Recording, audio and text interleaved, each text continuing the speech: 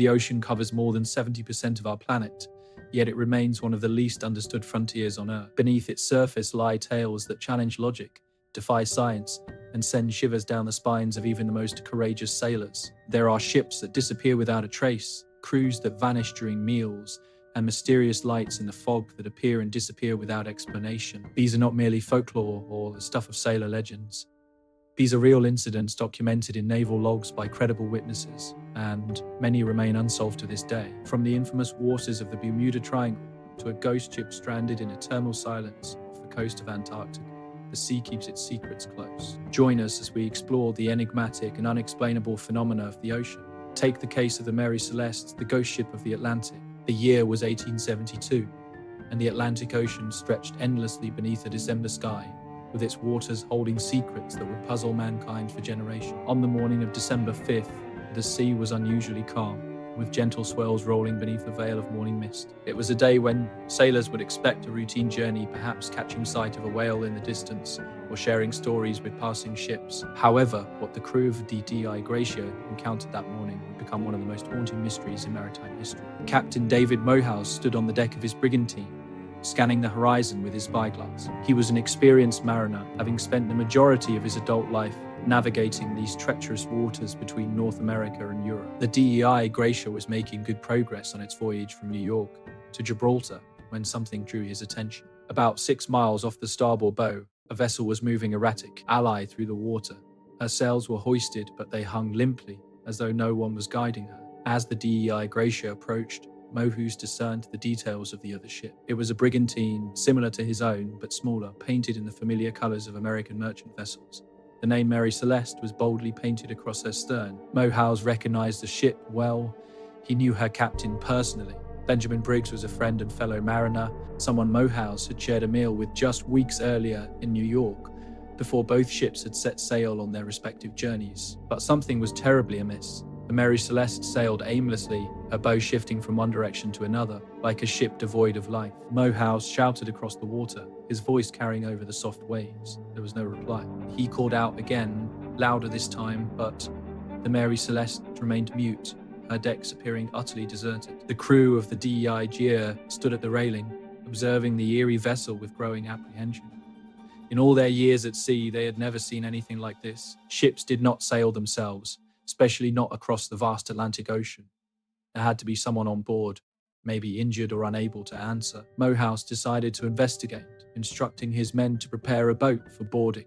First Mate Oliver Duval stepped forward to lead the boarding party. He was a reliable man, not prone to superstition, yet even he felt a chill as they crossed the distance between the two ships. The Mary Celeste towered over them, her hull intact and seaworthy, showing no signs of damage or distress. But the silence was complete, interrupted only by the gentle lapping of waves against her sides and the soft creaking of rigging in the light breeze. Duval and 2 crew members climbed aboard, their footsteps echoing oddly on the vacant deck.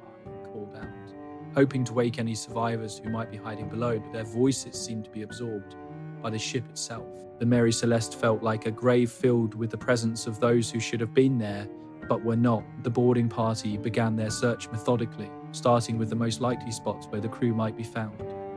They entered the captain's cabin first. It was neat and tidy, with Captain Briggs's personal belongings still in place. Navigational instruments rested on the chart table, his clothes hung in the wardrobe, and his logbook lay open, waiting for the next entry that would never be written. The last entry was dated November 25th, more than 10 days prior, and it detailed nothing out of the ordinary, just routine notes about wind and weather. In the galley, they stumbled upon a scene that would haunt them for years. Breakfast had been set but not consumed. Cups of tea sat cold on the table, and bread lay sliced on a cutting board, as if the cook had been interrupted mid-preparation. The stove was cold, but still contained. The remains of what looked like an ordinary morning meal were scattered around. Personal belongings were spread out, not because of a struggle, but in the everyday messiness of a life abruptly interrupted. The cargo hold told its own enigmatic tale. Mary Celeste was transporting 1,700 barrels of industrial alcohol destined for Genoa. Most of the barrels were still in place, yet 9 had been opened, their contents missing. There was no indication of fire or explosion, nothing to explain why those particular barrels had been tampered with. A faint scent of alcohol, but it wasn't overpowering. There were no signs of a catastrophic leak that might have forced the crew to abandon ship. Perhaps the most bewildering discovery was in the crew's quarters. personal items remained undisturbed: pipes, tobacco, books, and letters from home. These were possessions sailors valued, things they would never willingly leave behind. The bunks were unmade, as if the occupants had simply vanished in the middle of the night. The ship's lifeboat was gone, along with essential navigation equipment needed for survival at sea. This pointed to the crew leaving voluntarily, taking time to gather necessary supplies for their exit. But why would they abandon a seaworthy vessel in the heart of the Atlantic Ocean? DeVoe inspected the ship's rigging and found it in fine shape, though some sails had been worn by the elements during the vessel's aimless drift. There was some water in the hold, but not enough to compromise the ship's integrity. In fact, the Mary Celeste was in better condition than many ships that completed successful Atlantic crossings. The mystery thickened with the discovery that the ship's papers were missing, along with a chronometer and sextant, crucial navigation tools for any small boat trying to reach safety. This suggested that Captain Briggs had made a deliberate choice to abandon his ship. But what could have triggered such a dramatic decision? As the crew of DEI Gracia sailed the Mary Celeste to Gibraltar over the next few days, theories began to multiply. Had pirates attacked, taking the crew but leaving the valuable cargo? The absence of damage or signs of struggle made this seem improbable. Did the crew mutiny against Captain Briggs? Yet, Briggs was known for being fair. A skilled commander, along with his wife and young daughter, were on board. These were hardly typical conditions for a mutiny. Some speculated that the fumes from the alcohol cargo had overwhelmed the crew, but this didn't clarify why some managed to survive long enough to launch the lifeboat. Others suggested that a sudden storm or waterspout had terrified the crew into abandoning the ship, but weather reports indicated no disturbances in the area during that time. The most chilling theory proposed that something had instilled such fear in the crew that they preferred the almost certain death of an overcrowded lifeboat in the vast Atlantic overstaying on their sturdy ship. But what could possibly evoke such terror in seasoned sailors? The question lingered in the air like the morning mist, elusive yet inescapable. When the Mary Celeste finally reached Gibraltar, the ensuing investigation raised more questions than answers. British authorities suspected insurance fraud, yet the evidence did not substantiate their claims. The ship's owners were financially stable, and the cargo was worth less than the vessel itself. If fraud was the motive, why not scuttle the ship completely instead of leaving it to drift? HMS Eurydice, the Phantom of the Solent. On March 24, 1878, the English Channel lay calm, its gentle hills rolling down to meet the waters of the Solent. It was a picturesque scene that had inspired poets and artists for centuries: green fields dotted with sheep, white cliffs shimmering in the afternoon sun, and the placid waters reflecting a sky promising fair weather ahead. Yet beneath this serene facade, the sea was ready to claim one of Britain's finest training ships in a disaster so abrupt and complete that witnesses would struggle to comprehend what had occurred. HMS Eurydice was on her way home. For 6 months, she had been sailing the warm Caribbean waters, training young midshipmen and sailors in the seamanship skills that had established the Royal Navy as the sovereign force of the world's oceans. As they neared the familiar waters of home, her crew of 366 men were filled with joy. Many had sweethearts waiting, families to reunite with, and tales to share of their adventures in far-off lands.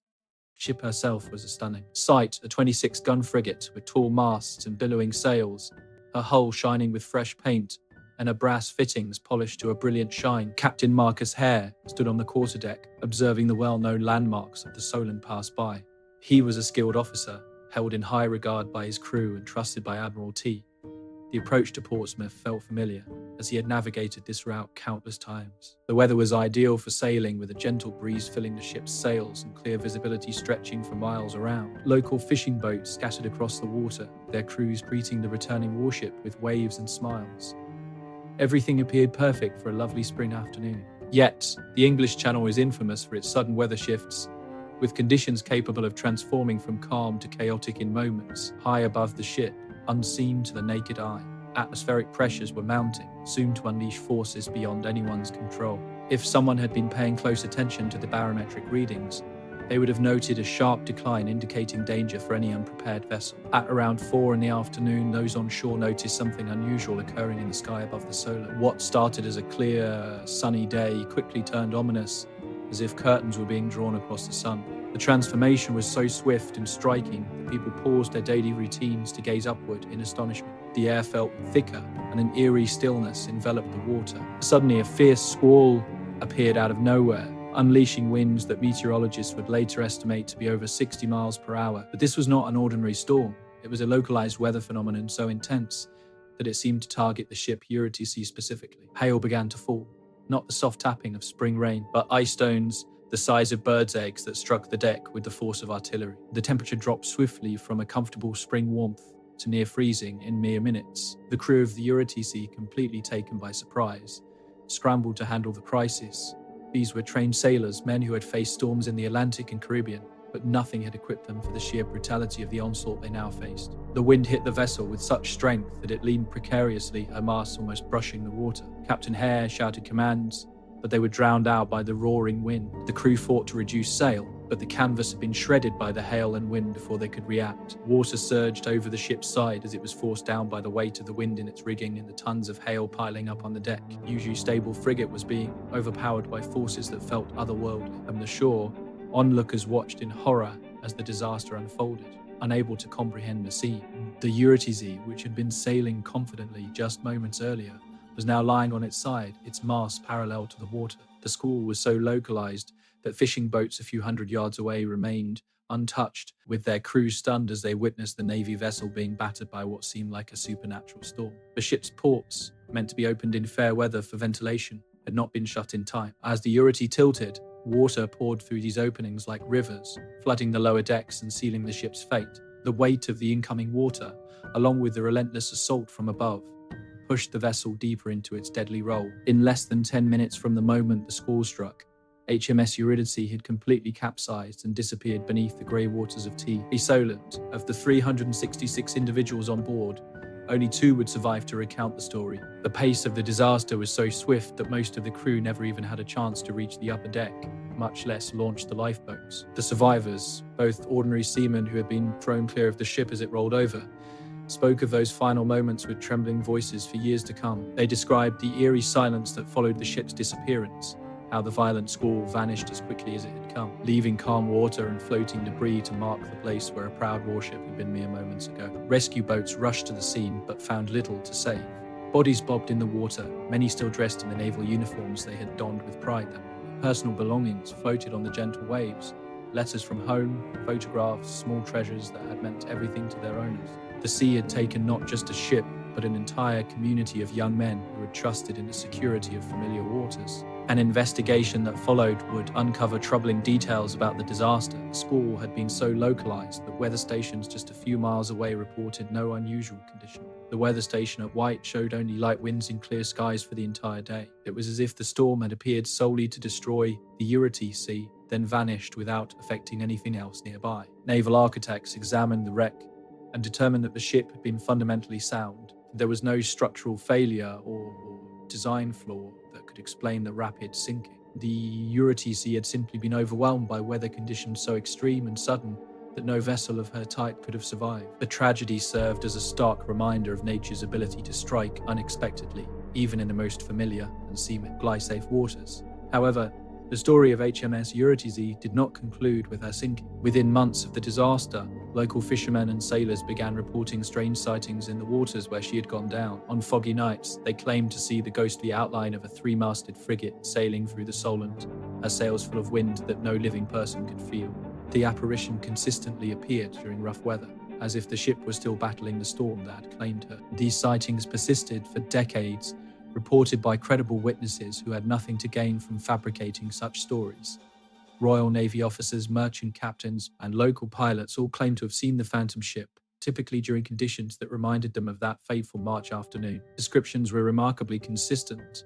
A Navy frigate under full sail, moving against the wind and tide, visible for a brief moment before fading back into the mist. During World War II, coastal observers reported seeing HMS Eurydice sailing through the Solent during some of the war's most perilous moments. Pilots flying over the area claimed to have spotted her from above, a ghostly ship casting no shadow on the water below. Each sighting seemed to occur during times of crisis or danger, as if the spirit of the ship and her crew were still attempting to protect British waters. The wreck itself was discovered in 1979, lying on its side in 60 feet of water, where it had come to rest over a century earlier. Divers found the ship remarkably well preserved, her guns still in position, and many personal artifacts scattered throughout the hull. But even modern underwater exploration cannot clarify why HMS Eurydice was targeted for destruction on that calm March day. The psychological effects of the catastrophe spread well beyond the immediate loss of lives. The sudden and unexplainable sinking cast doubt on Victorian beliefs in humanity's ability to control technology and the natural world. If a modern warship crewed by trained individuals could be destroyed in mere minutes by an unforeseen storm,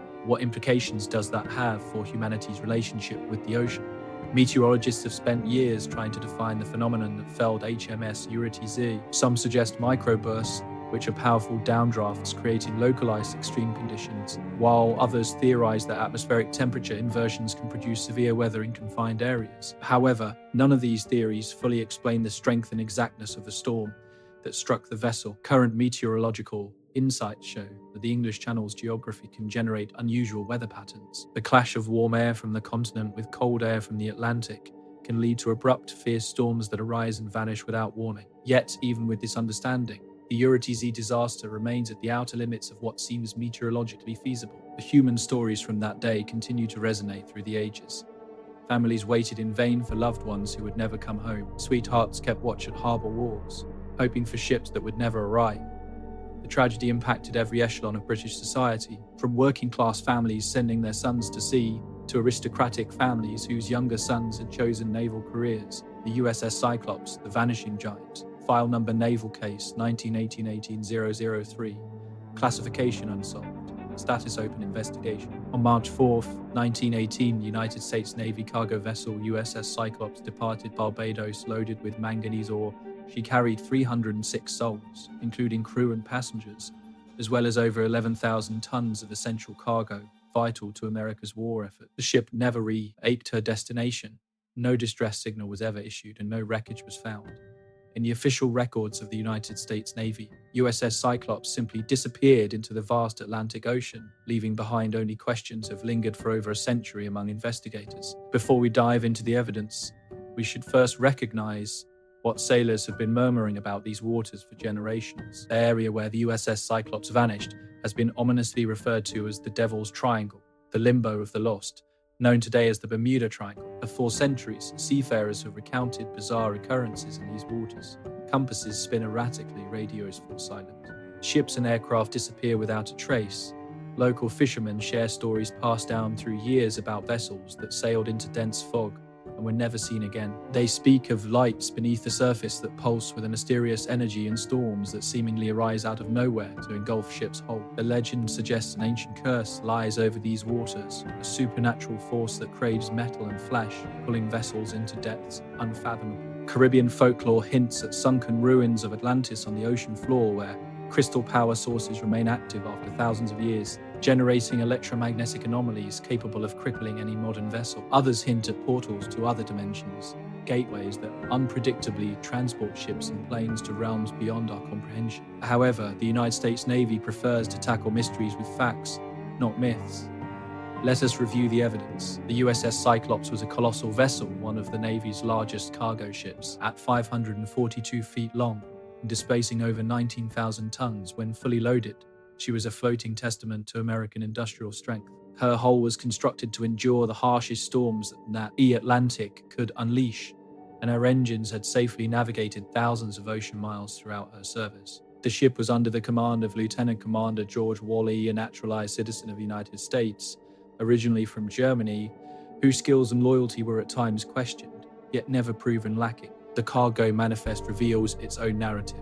Manganese ore, crucial for steel production and urgently needed for the war effort in Europe. Each ton symbolized American dedication to triumph, meticulously loaded and secured by experienced stevedores in Barbados. The loading process was standard, observed by Navy inspectors who confirmed both the quantity and the appropriate weight distribution across the vessel. Weather records from March 1918 reflect typical spring conditions in the Atlantic. There were no significant storms reported along the ship's intended route. Radio communications from other vessels in the vicinity indicated normal sailing conditions, featuring good visibility and moderate seas. The USS Cyclops should have experienced a calm journey home. The passenger list included 57 crew members and 249 passengers, many of whom were naval personnel returning from assignments in the Caribbean. Among them was the United States Consul General to Barbados, along with various military officers and civilian contractors. These individuals were not simply nameless victims. They were people with families, careers, and futures waiting for them in American port. The last confirmed sighting of the USS Cyclops was reported by harbor officials in Barbados as she departed on March 4th. She was observed steaming north at her usual cruising speed, her engines operating smoothly, with her course set for the direct route to Baltimore. After that, the ship seemed to vanish from existence. However, scientific inquiry demands more thorough analysis than folklore can provide. Naval investigators have suggested several logical explanations for the disappearance, each backed by evidence and historical precedent. The structural failure theory highlights the ship's known issues. The USS Cyclops had a history of engine problems, particularly with her starboard engine, which had completely failed during previous voyages. Navy records indicate that she left Barbados with only her port engine functioning, creating an uneven power situation that could have resulted in structural stress. The significant weight of manganese ore, much denser than typical cargo, might have caused stresses that surpassed the ship's design limits. Naval architects point out a critical flaw in the ship's design, the absence of longitudinal bulkheads. This deficiency meant that if the manganese shifted during rough weather, it could create a dangerous list that would be impossible to correct. Once the ship began to tilt, water could rush in through ventilation openings and cargo hatches within minutes, sealing her fate. The sabotage theory cannot be overlooked in light of World War I. Lieutenant Commander Worley's German heritage made him a target of suspicion, despite his naturalization and years of loyal service. Intelligence reports from that time suggest that German agents were active throughout the Caribbean seeking. There are possibilities to disrupt American shipping. Could Wall have been a covert agent activated to damage American war production? Or could German saboteurs have placed explosives aboard the ship during her time in Barbados? Evidence supporting sabotage includes the strategic nature of the cargo and the complete lack of any distress signal. If the ship had experienced a typical maritime disaster, such as a fire, collision, or structural failure, there should have been time for at least a brief radio message. The complete silence suggests either sudden catastrophic destruction or intentional prevention of communication. However, the supernatural explanation cannot be entirely ruled out. The waters where the USS Cyclops disappeared have claimed other vessels under equally mysterious circumstances.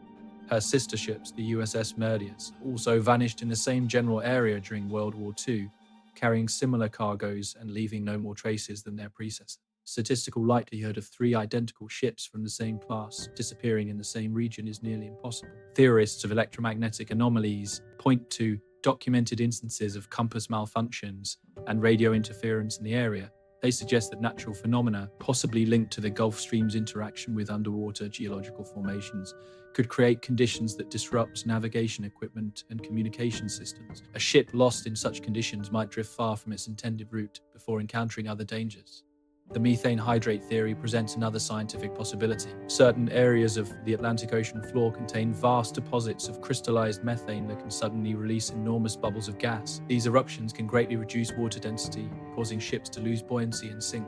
The bubbles can also generate turbulence that might break apart vessels before they even reach the surface. Weather records do not indicate any major storms, but they cannot account for localized phenomena like microbursts or rogue waves. Modern oceanography shows that the ocean can create waves over 100 feet tall with no warning, overwhelming even the largest ships. Single massive wave striking the USS Cyclops could have rolled her over before the crew had time to respond. The human factor must also be considered. Despite his clean service record, Lieutenant Commander Wally was described as by some as unpredictable and prone to unusual actions. Could stress, responsibilities, or underlying psychological issues have influenced him to make life-altering decisions? Maritime history records instances of commanders who intentionally sank their vessels, though rarely with so many lives on the line. Recent investigations have spoken with crew members from other ships that worked alongside Cyclops personnel. They described a crew that was competent but not remarkable, led by officers who were capable but perhaps not outstanding. There were no reports of significant morale issues or disputes that could have triggered a mutiny or sabotage by the crew. The insurance documentation shows no signs of foul play. The ship was insured sufficiently, but not excessively, and the value of the cargo, while considerable, was not great enough to suggest insurance fraud. The Navy's financial assessment found no indication that anyone stood to gain significantly from the ship's disappearance. Physical evidence remains frustratingly limited. Despite thorough searches by both military and civilian ships, no confirmed wreckage from USS Cyclops has ever been found. Oil slicks, life jackets, cargo containers, personal belongings, none of the usual remnants of a maritime disaster have ever been definitively linked to the missing vessel. It is as though she was simply erased from existence. Modern technology has been employed in this investigation with only modest success. Sonar scans, of the ocean floor along her likely route have identified numerous wrecks, yet none match the size and characteristics of USS Cyclops. Satellite analysis of historical weather patterns has shown that no significant storms occurred during her journey. Computer simulations of her stability and cargo loading indicate that, while the ship was operating near her limits, she should have been seaworthy under normal conditions. The connection to the Bermuda Triangle adds additional complexity to any logical assessment. While most scientists discount the area's supernatural reputation, the statistical clustering of disappearances cannot be overlooked. The region's heavy shipping and air traffic naturally lead to more incidents. Nevertheless, some researchers contend that the numbers are higher than what probability would suggest. Psychological evaluations of the crew and passengers show nothing out of the ordinary. These were everyday individuals leading typical lives with no apparent ties to criminal groups or foreign intelligence services or cult activities. If there was foul play involved, it was probably random instead of deliberate. The Navy has held a consistent stance for over 100 years. USS Cyclops was lost for unknown reasons, likely due to structural issues worsened by heavy cargo or mechanical failures. The lack of survivors or debris is unusual, yet not unheard of in maritime disasters. The investigation remains open mainly because the wreck has never been found, not due to suspicions of supernatural involvement. Questions linger that rational explanations cannot fully address. Why did 3 sister ships meet the same fate? Why has there been no trace of any of them? Why did seasoned crews fail to send even the briefest distress signal? The ocean covers 2/3 of the Earth's surface, and much of it is still as enigmatic today as it was when USS Cyclops departed from the harbour of Barbados on that March morning in 1918. Of ghost ship Jenny, the frozen sentinel, in the vast white stillness of Antarctica, where the horizon fades between ice and sky, sailors share stories that would chill the bones of anyone from the land. They recount ships frozen in ice for decades. The pair, our crews preserved in eternal cold like insects in amber. Among these chilling tales of the polar regions, none is as haunting as the legend of the ghost ship Jenny. This vessel was reportedly found in 1840, trapped in Antarctic ice with her crew frozen at their posts for 17 years. Her captain's log holds a final entry that would resonate with anyone who read it. May 4th, 1823. No food for 71 days. I am the only one left alive. The story arose during the golden age of Antarctic exploration, when courageous individuals in wooden ships ventured south into waters untouched by civilization. According to the legend, the whaling ship Hope encountered the impossible while navigating the ice fields of the Drake Passage. Captain Brighton and his crew spotted what seemed to be another ship in the distance, imprisoned in a wall of ice, stretching to the horizon. As they got closer, they realized they were looking at a vessel that had been trapped for so long that the ice had formed a crystal fortress around her hull. The crew of the Hope, seasoned in the dangers of polar waters, approached with caution. The trapped ship appeared to be a schooner, her rigging still intact, but covered in thick layers of ice that had built up over countless seasons. The name Jenny barely peeked through the frost. No smoke rose from any chimney, no movement could be seen on her decks, and an eerie silence enveloped the sea, swallowing even the sound of the wind. When Captain Brighton and his men boarded the Jenny, they encountered a sight that would haunt their nightmares for the rest of their lives. The crew remained at their posts, yet they had been dead for years. The ship's cook was frozen over his stove, a wooden spoon still clutched in his hand. Sailors lay in their bunks, perfectly preserved by the Antarctic cold, their faces serene as if they had simply drifted off to sleep and never awake. Ended on the deck, crew members lay where they had fallen, some reaching toward the rigging, as if they had been struggling to free the ship from the ice, even as death overtook them. Most haunting of all was the ship's captain, found seated at his desk in the cabin, his hand still grasping a pen above his logbook. The final entry narrated a story of slow starvation and escalating desperation as the ice encased them like a living entity. Day by day, the entries documented the deaths of crew members, dwindling food supplies, and the captain's increasing realization that rescue would never arrive. The last entry, penned in a hand that weakened with each word, spoke of being the last survivor in a frozen tomb, awaiting death to claim him as it had claimed all the others. According to legend, the crew of the Hope took the Jenny's logbook and some personal items as evidence of their extraordinary fight. However, they were compelled to leave the ship behind when the weather worsened. Upon returning to civilization and recounting their tale, the maritime world was shocked. Here was proof that the Antarctic could preserve human life in death with perfect accuracy, creating monuments to tragedy that could last for decades. Yet, science demands more than supernatural stories and ghostly folklore. When researchers began to investigate the story of the ghost ship Jenny, they uncovered unsettling inconsistencies that cast serious doubt on the tale's authenticity. Dr. James Morrison, a maritime historian at the University of Edinburgh, was one of the first to question the Jenny legend. His research into shipping records from the 1820s uncovered no recorded vessel named Jenny that had vanished in Antarctic waters during that time. The suggested time frame is problematic.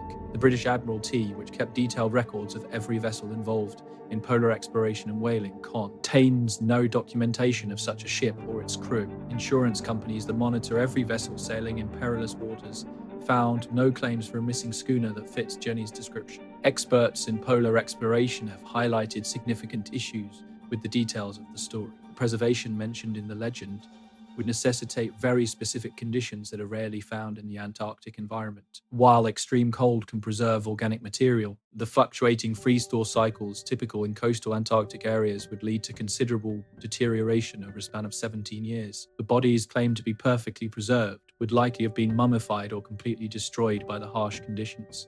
Dr. Mino Sarah Chen, a glaciologist from the Antarctic Research Institute, clarified that the process of ice formation around ships operates differently than what the legend implies. Sea ice is dynamic, consistently shifting and moving due to currents and weather conditions. A ship trapped in pack ice would face crushing pressure long before achieving the kind of preservation described. Ice does not simply gather around a vessel like a protective covering. It actively damages anything trapped inside it. Meteorological assessments of Antarctic weather patterns from the 1820s, reconstructed using ice core data and historical accounts, reveal that the region experienced several unusually warm periods that would have led to significant ice melting. Any ship caught during this time would have gone through multiple freeze-thaw cycles, rendering the preservation described in the legend impossible. Nevertheless, proponents of the Jenny legend contend that science does not explain all the enigmas of the polar areas. They reference documented discoveries of remarkably preserved remains found in Arctic and Antarctic ice, including members of the famous Frankel. In an expedition discovered in the 1980s, while these bodies were not perfectly preserved, they demonstrated that extreme cold can indeed keep human remains in a recognizable state for decades. Dr. Elizabeth Hartwell, forensic anthropologist, who focuses on preservation in cold climates, posits that under very specific circumstances, a scenario involving Jenny could theoretically be feasible. If the ship had been trapped in a stable ice shelf rather than pack ice, and if the temperature had remained consistent, there might have been a possibility for preservation. If temperatures remained consistently below freezing without much change, there is a possibility that the crew could have been preserved. There are instances in Siberia where mammoth remains have been found intact in permafrost for thousands of years. The psychological elements of the legend also warrant examination. Exploration in Antarctica has long been linked to intense psychological pressure, isolation, and sensory deprivation. Such conditions can bring about vivid hallucinations and false memories that feel entirely real to those who experience them. Could the crew of the Hope have all shared a hallucination induced by the stress of navigating the polar regions? Dr. Michael Torres, an expert in the psychology of extreme environments, observes that those who explore Antarctica often claim to see things that aren't actually present. They report sightings of phantom ships, bizarre structures, and even cities on the horizon. The human brain, grappling with the alien scenery of Antarctica, frequently constructs familiar images from fragmented visual cues. Ice formations can be mistaken for ships, buildings, or even human forms, particularly when seen from a distance and in poor lighting. However, proponents of the legend highlight specific details noted in the alleged logbook entries. The accounts of Starvat, Ion, the systematic notations of crew fatalities, and the gradual decline in the quality of handwriting suggest either true documentation or a highly intricate fabrication. Why would someone go to such lengths to create an elaborate deception with no clear financial or personal benefit? The timing of when this story emerged also raises eyebrows. The Jenny legend first surfaced in print during the 1840s, coinciding with a peak in public interest in polar exploration. This was a time when newspapers often released sensationalized tales of Arctic and Antarctic adventures. There was a tremendous public thirst for stories of polar horror, and publishers were eager to print almost any narrative that promised excitement for their audience. A literary analysis of the alleged logbook entries shows writing styles typical of 19th century maritime fiction rather than authentic ship logs. The dramatic pacing, the literary quality of the descriptions, and the seamless narrative structure suggest the work of a talented writer rather than a desperate sea captain. Entries often focus on technical aspects like navigation and weather, leaving out emotional narratives. However, maritime archaeologists contend that the lack of official records does not rule out the Jenny's existence. Many ships from the early 19th century were privately owned and operated with little government oversight. Whaling ships, in particular, frequently sailed without thorough documentation, especially when exploring uncharted waters where regulations were hard to enforce. The quest for physical evidence has been frustrating. Despite countless Antarctic expeditions in the last century and a half, no sign of the Jenny has ever surfaced. Satellite images of Antarctic ice sheets have shown numerous shipwrecks trapped in ice, but none match the description of the Jenny. Penetrating radar surveys of stable ice formations have found no evidence of preserved wooden vessels. Nevertheless, the sheer size of Antarctica is immense. The continent is larger than the combined area of the United States and Mexico, with ice sheets that can be several miles thick. A ship buried in the right spot could remain hidden for centuries, especially if it is covered by accumulating snow and ice. If the Jenny ever existed, it could be lying beneath layers of ice that have built up over almost 200 years. Modern polar explorers still report unusual sightings that resonate with the Jenny legend. Personnel at research stations have described seeing ghostly ships on the horizon, often during extreme weather or peculiar atmospheric conditions. These sightings are typically explained as mirages, optical illusions caused by temperature inversions that make distant objects appear as clear, solid forms. The psychological effect of the Jenny legend goes beyond its potential truth or falsehood. The tale has come to symbolize human vulnerability against the harshness of nature. It encapsulates our deepest fears regarding isolation, starvation, and death in unforgiving environments. Whether real or not, the ghost ship Jenny touches on fundamental aspects of our connection with the unknown parts of our world. Climate change has added complexity to the Jenny mystery. As Antarctic ice sheets melt and shift, because of global warming, areas that have been inaccessible for centuries are now being uncovered. If the Jenny really exists, trapped in ancient ice, she might eventually be revealed by the forces reshaping the polar landscape. Or maybe she never existed, existing only in the minds of those who seek mystery in the world's most remote corners. Flannan Isles, Lighthouse, the light that should remain hidden. The wind roars across the jagged rocks of Allenmore, producing a sound like distant screaming mixing with the salt spray of waves that have journeyed thousands of miles from the depths of the Atlantic. Today, as it has for over a century, the lighthouse stands automated and unmanned, its beacons scanning the turbulent waters with mechanical accuracy. But if you listen closely, you might catch something else in that wind, the echo of voices calling out on a December night in 1900, voices that were never heard again, belonging to three men who simply disappeared from the face of the earth. The year is 1900, and the night is December 15th. Inside the lighthouse, three men follow their evening routine as they have for months. Thomas Marshall, the principal keeper, is a 47-year-old man with a weather-beaten face, someone who has dedicated his life to understanding the moods of the sea. James Duke, the assistant keeper at 43, is methodical and dependable, a man who takes pride in maintaining the light that guides ships safely through these dangerous waters. The youngest of the three is Donald MacArthur, at 28, who occasionally takes on the responsibility of tending the light while the others rest. The lighthouse log captures their final hours in careful, precise handwriting. The evening entries reflect the routine, weather conditions noted, the light maintained, all systems operating normally. MacArthur records the wind direction, notes the barometric pressure, and marks the time of the last check on the light. Everything seems normal, methodical, just as it should be in a well-run lighthouse. But something is brewing in the darkness beyond their reach. The weather is worsening quickly, faster than the instruments can register. Gentle swells that began in the morning have transformed into towering waves crashing against the rocks with enough force to shake the lighthouse's stone foundation. The wind has risen from a whisper to a howl, bringing a sound that makes all three men stop and listen. Marshall steps out onto the gallery that surrounds the lighthouse lamp. The wind nearly knocks him off balance, and he must cling to the iron railing to avoid being swept over the edge. Below, waves crash against the cliff face, sending spray high enough to reach the lab room, nearly 200 feet above normal sea level. In all his years of lighthouse duty, he has never witnessed conditions like this. The last log entry is made at 9 o'clock in the evening. MacArthur's handwriting is steady and professional, showing no hint of the fear that must be building outside. He writes gale north by northwest, sea lapping. Yet those two simple words, sea lapping, carry profound meaning, only understood by lighthouse keepers. The sea does not merely lap at the Flannan Isles.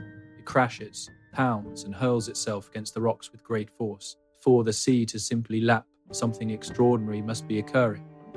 Outside, the storm escalates to a level that defies any natural explanation. Waves are no longer following the usual patterns that the keepers have learned to anticipate. Instead, they seem to come from multiple directions at once, as if the sea itself is bewildered and furious. The lighthouse beam pierces through the spray and foam, revealing nothing but a chaotic mix of water and wind. Then, sometime between 9 o'clock in the evening and dawn, something occurs that will baffle investigators for more than a century. The three men, seasoned and careful lighthouse keepers who have faced countless storms, simply vanish, not merely from their duties or their post, but from existence itself, leaving only questions and a lighthouse that continues to shine through the night with no one to tend it. The discovery is made on December 26th when the relief ship Hesperus arrives for the scheduled keeper rotation. Captain James Harvey approaches the landing stage, expecting to see the familiar figures of the lighthouse crew waiting for him, but the rocky platform is deserted. He sounds the ship's horn, a call that should bring the keepers rushing to assist with the landing. The sound echoes across the water, unanswered. Joseph Moore, the relief keeper aboard the Hesperus, offers to make the dangerous climb up the cliff path to investigate. What he discovers defies all explanation. The lighthouse is in perfect working order, its machinery running smoothly, its lens clean and well maintained. Yet there is no sign of the three men who should be there. Their beds are unmade, breakfast dishes remain unwashed on the table, and one chair is tipped over as if someone left it in a hurry. The lighthouse log abruptly concludes with the last entry at 9 p.m. on December 15th. 11 days have passed without any indication of what happened to Marshall, Duckett, and MacArthur. The light has been functioning automatically, but no one has cared for it. No human has observed the waters for ships in trouble. Moore searches every room, every corner, every potential hiding spot the lighthouse might have. He finds the men's belongings untouched, their pipes still resting on the mantelpiece, their books open to pages they will never complete, and their oilskin coats hanging on hooks by the door. It feels as if they have merely stepped out for a moment and will return at an instant. Yet, the most unsettling discovery lies outside the landing stage, where supply ships dock and where the keepers would typically work during the day, showing signs of tremendous violence. Iron railings are twisted and bent, concrete steps are cracked, and heavy equipment has been scattered around like plaything. The damage reaches far above the usual height of the highest waves, indicating forces that surpass anything recorded in the history of these waters. The investigation that follows brings experts from across Scotland and England. They examine every inch of the lighthouse, interview anyone who might hold information about the keeper's final days, and analyse weather records to understand the conditions the men may have faced. However, the deeper they dig, the more perplexing the mystery becomes.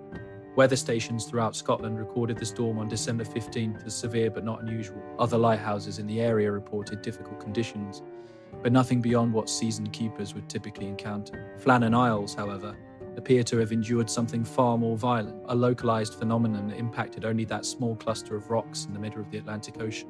Dr. Robert Muirhead, dispatched by the Northern Lighthouse Board to investigate, prepared a comprehensive report that raised more questions than it resolved. He remarked that one of the keepers' oilskin coats was missing, implying that at least one man had ventured outside during the storm. But why would experienced keepers put themselves at risk in conditions violent enough to damage concrete and iron? What could have driven them to leave the safety of the lighthouse? The local community of the outer islands had their own stories shaped by generations of island folklore. They spoke of the ghosts of the Seven Hunters, a supernatural being believed to wander the Flannan Isles during fierce storms. Fishermen reported seeing unusual lights on the islands where there should have been no lighthouse keepers outside. Some even claimed to have heard voices calling across the water on calm nights, voices seemingly coming from the direction of Ian Moore. However, modern lighthouse technology provides a different viewpoint. Automated systems now oversee the flame's light, tracking everything from weather conditions to equipment functionality. These records reveal that the islands frequently face extraordinary severe weather patterns, with wave heights and wind speeds sometimes surpassing all measurements from the surrounding areas. Scientists now recognize that the geography of the island can create a focusing effect, concentrating storm energy in ways that were not understood in the year 1900. Dr. Sarah Maud, a marine meteorologist at the University of Glasgow, has studied the Flannan Isles phenomenon for more than 10 years. Her research indicates that the unique layout of the islands can create standing wave patterns during violent storms, waves that build on one another until they reach heights that would be unachievable in open water. These rogue waves could, in theory, reach the lighthouse level, causing the damage observed after the keeper's disappearance. Yet even this scientific explanation does not account for all the evidence. The missing oilskin coat implies that the keepers recognized the danger and had time to prepare. Why did they not leave more detailed entries in the log? Why did they not fire the emergency rockets that were standard equipment at every lighthouse? And most puzzling of all, why did all three men leave the lighthouse together, breaking the cardinal rule of lighthouse keeping that at least one keeper must always stay with the light. Psychological evaluations of the men's background show no factors that could explain a collective breakdown or decision to abandon their posts. All three were seasoned keepers with outstanding service records. They had faced storms before, collaborated well, and displayed no signs of the isolation-induced stress that sometimes impacts lighthouse crews. The mystery intensified in 1971 when renovation work on the Lighthouse revealed a hidden stash of documents that the keepers seemingly hid just before they vanished. These papers contained what looked like rough drafts of log entries that were never added to the official records. The handwriting reflected growing agitation and fear, mentioning strange lights and sounds from the sea that intensified as December 15th drew near. Modern forensic analysis has confirmed these documents are genuine, but their content raises troubling questions about the keepers' mental condition in their final days. Were they experiencing shared hallucinations due to isolation and stress? Or were they documenting real phenomena that science is yet to understand? The Flannan Isles Lighthouse was finally automated in 1971, eliminating the last human presence from these isolated rocks. However, this automation has brought its own set of mysteries. Equipment failures happen unusually often, especially during severe weather when the lighthouse is most crucial. Radio communications with the mainland sometimes exhibit strange interference patterns that almost sound like voices, and satellite images occasionally reveal lights on the islands when no human activity is expected. Local helicopter pilots who maintain the automated equipment report unsettling encounters during their visits. Some say they feel watched while working on the lighthouse, despite knowing they are alone on the island. Others have found the lighthouse door wide open upon arrival, despite security protocols meant to keep it closed. Most disturbing of all, several pilots have claimed to see figures moving around the lighthouse gallery at night, figures that vanish as they approach. The legend of the Flannan Isles keepers has woven itself into Scottish maritime folklore, inspiring songs, stories, and numerous theories about what truly occurred on that December night in 1900. But perhaps the reality is both simpler and more complex than any explanation we can come up with. Maybe some mysteries are destined to remain unsolved, serving as reminders of the limits of human understanding and the enduring ability of the sea to humble those who believe they can control its whims. Urang Medan, the ship of the damned, file classification, maritime mystery, unresolved. Case number 1, 1947, SMA 001. Status, disputed evidence. In the perilous waters of the Strait of Malacca, where the Indian Ocean meets the South China Sea, sailors have long whispered about ships that carry more than just their loads. These vessels, burdened by their own secrets, are doomed to navigate the thin line between the living and something much more sinister. Among these tales, none strikes more fear than the story of the Urang Medan, a Dutch merchant ship that became a floating crypt in 1947. Her crew was discovered dead, their faces frozen in pure horror, causing rescuers to flee rather than stay aboard. The story begins with an unsettling presence that seems to emanate from the very name of the ship. Orang Medan means man of Medan in Malay, yet local beliefs twist it into something far darker. The Ghost of the Strait, a vessel condemned to drift through the shipping lanes as a warning to those who dare transport forbidden cargo. According to the legend, the ship engaged in illegal activities so awful that they drew the attention of forces beyond human comprehension, turning her into a floating testament to the perils of human greed and ambition. The supernatural narrative tells of a ship that appeared normal from afar, but radiated an unsettling aura that any seasoned sailor could sense. Ships that encountered her reported their compasses spinning uncontrollably. Radios erupted with static and voices in languages no one could understand, accompanied by an overwhelming feeling of dread that seemed to pulse from the Urang Medan-like heat from a flame. Crew members who spotted her claimed they felt they were being watched by unseen eyes, prompting several ships to alter their courses to avoid her, their captains unable to articulate the sudden terror. Local maritime folklore portrays the Urang Medan as a vessel that had breached the ancient laws of the sea, carrying goods that were never intended for the water. Some variations of a legend assert she transported artifacts taken from lost temples, objects cursed since the dawn of civilization. Others suggest her cargo included the results of experiments that no government would dare to acknowledge, research into powers that humanity should never grasp. The crew's fate, according to the supernatural tale, was sealed by their own greed and their willingness to carry forbidden cargo. They did not perish from disease or accidents, but rather from exposure to forces beyond human understanding. Their faces, fixed in expressions of sheer terror, testified to horrors no living soul should ever witness, and their bodies remained untouched by the usual processes of decay, preserved by the same unnatural powers that took their lives. Yet, maritime authorities approached these stories with skepticism, demanding evidence.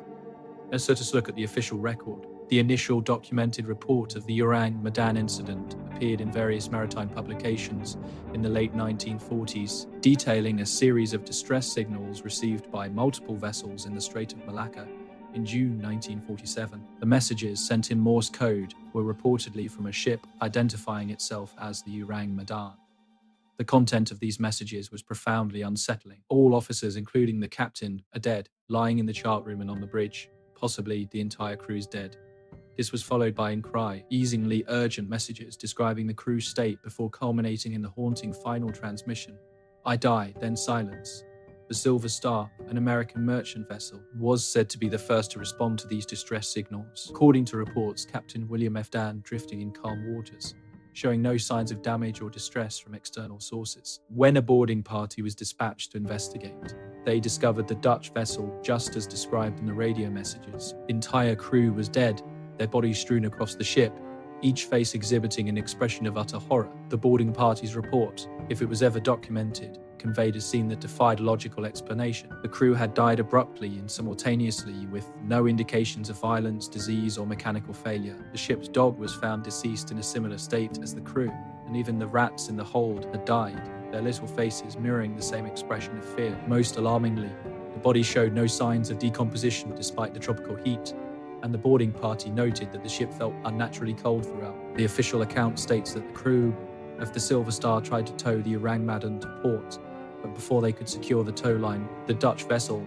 ignited and exploded with such ferocity that only scattered debris remained. The crew of the Silver Star narrowly escaped with their lives, while the Orang Medan sank to the depths of the strait, taking any physical evidence of what transpired on board with it. Nevertheless, maritime investigators have discovered concerning inconsistencies in this narrative. The first issue is the lack of documentation. Despite the dramatic incident, no official records of the Orang Medan appear in Dutch shipping registers, Lloyd's of London insurance records, or a pay and nigh other maritime authority. According to official sources, the vessel simply did not exist. Dr. Carol Donnell Carver, a maritime historian who specializes in post-war shipping records, has spent decades searching for evidence of the Orang Medan's existence. Her research has found no indication of a Dutch vessel by that name registered in the 1940s, no insurance claims related to such a loss, and no official reports from the Silver Star concerning the incident. The lack of documentation is particularly noteworthy given the thorough record-keeping standards required for international shipping at that time. The Silver Star also presents a mystery. While American merchant vessels named Silver Star did operate in the Pacific during the 1940s, none of their recorded locations placed them in the Strait of Malacca.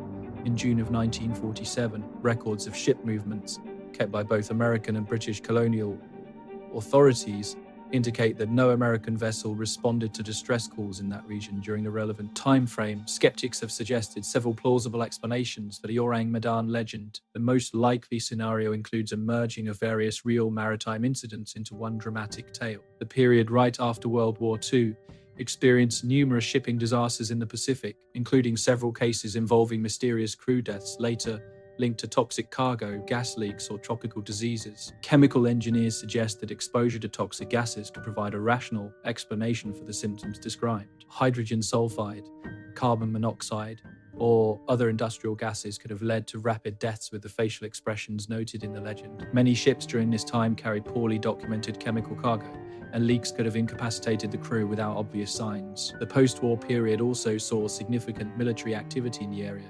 including FIARCH, disposal of chemical weapons and experimental materials. Could the Orang Medan have been tasked with transporting such materials, only to become a victim of her own cargo? The explosion and total destruction of the ship would align with efforts to conceal such an event. Psychological analysis implies the Orang Medan tale may have begun as a warning crafted by sailors about the hazards of carrying undocumented cargo. In the 1940s, the maritime industry was rife with illegal activities, including arms smuggling, drug trafficking, and the transport of stolen goods. These stories act as a reminder of the supernatural repercussions of engaging in prohibited actions. However, supporters of the supernatural explanation contend that the consistency of the account across various sources indicates a real incident rather than an invented story. The detailed accounts, the radio messages, the expressions of the crew, and the ship's destruction are too intricate and consistent to be mere fiction. Maritime paranormal investigators reference similar occurrences in the same area involving unexplained crew deaths and supernatural events. The Strait of Malacca has a rich history of maritime enigmas,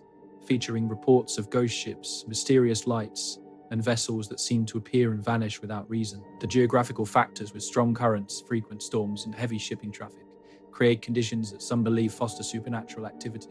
The timeline of the Orang Medan incident also coincides with heightened military operations in the region, including nuclear tests and chemical weapon experiments. Some researchers propose that exposure to radiation or experimental chemicals could have triggered the described symptoms, while also creating electromagnetic anomalies that might account for the supernatural elements of the tale. Cryptozoologists have suggested the crew may have encountered an unknown species of marine life that could emit toxic gases or other harmful substances. The waters of Southeast Asia remain largely uncharted, and new species of dangerous marine life are continually being discovered. Could the Orang Medan have encountered something that contemporary science has yet to classify? The intelligence community adds another level of intrigue to the mystery. The post-war era saw widespread covert operations throughout Southeast Asia. The transport of experimental weapons and other classified materials is part of the story. The Orang Medan incident resembles other cases where military officials have employed supernatural explanations to obscure failed classified operations. Modern forensic analysis uncovers significant discrepancies in the official narrative. The symptoms describing the crew's deaths do not align with known toxins, diseases, or any natural causes. This idea of the simultaneous deaths of all crew members and the ship's animals imply a force that impacted the entire vessel at once, a phenomenon lacking any scientific explanation. Satellite analysis of shipping traffic in the Strait of Malacca during the 1940s shows no trace of the massive explosion described in the Orang Medan account. An explosion of that size would have been visible at great distances and reported by numerous vessels. Yet there are no such reports questioning whether the event unfolded as stated. The absence of physical evidence stands as the primary barrier to unraveling the Orang Medan mystery. Despite the incident's dramatic nature, no debris, personal belongings, or other tangible traces have been found.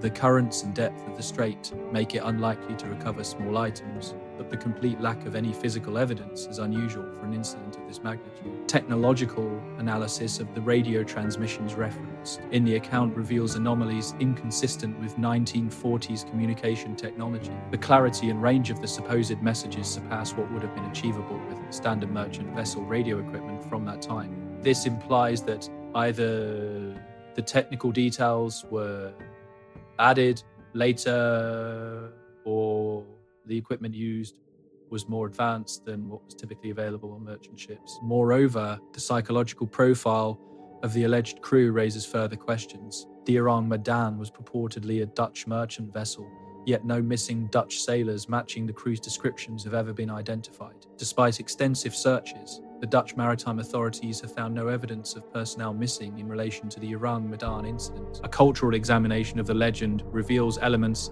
typical of maritime folklore across Southeast Asia.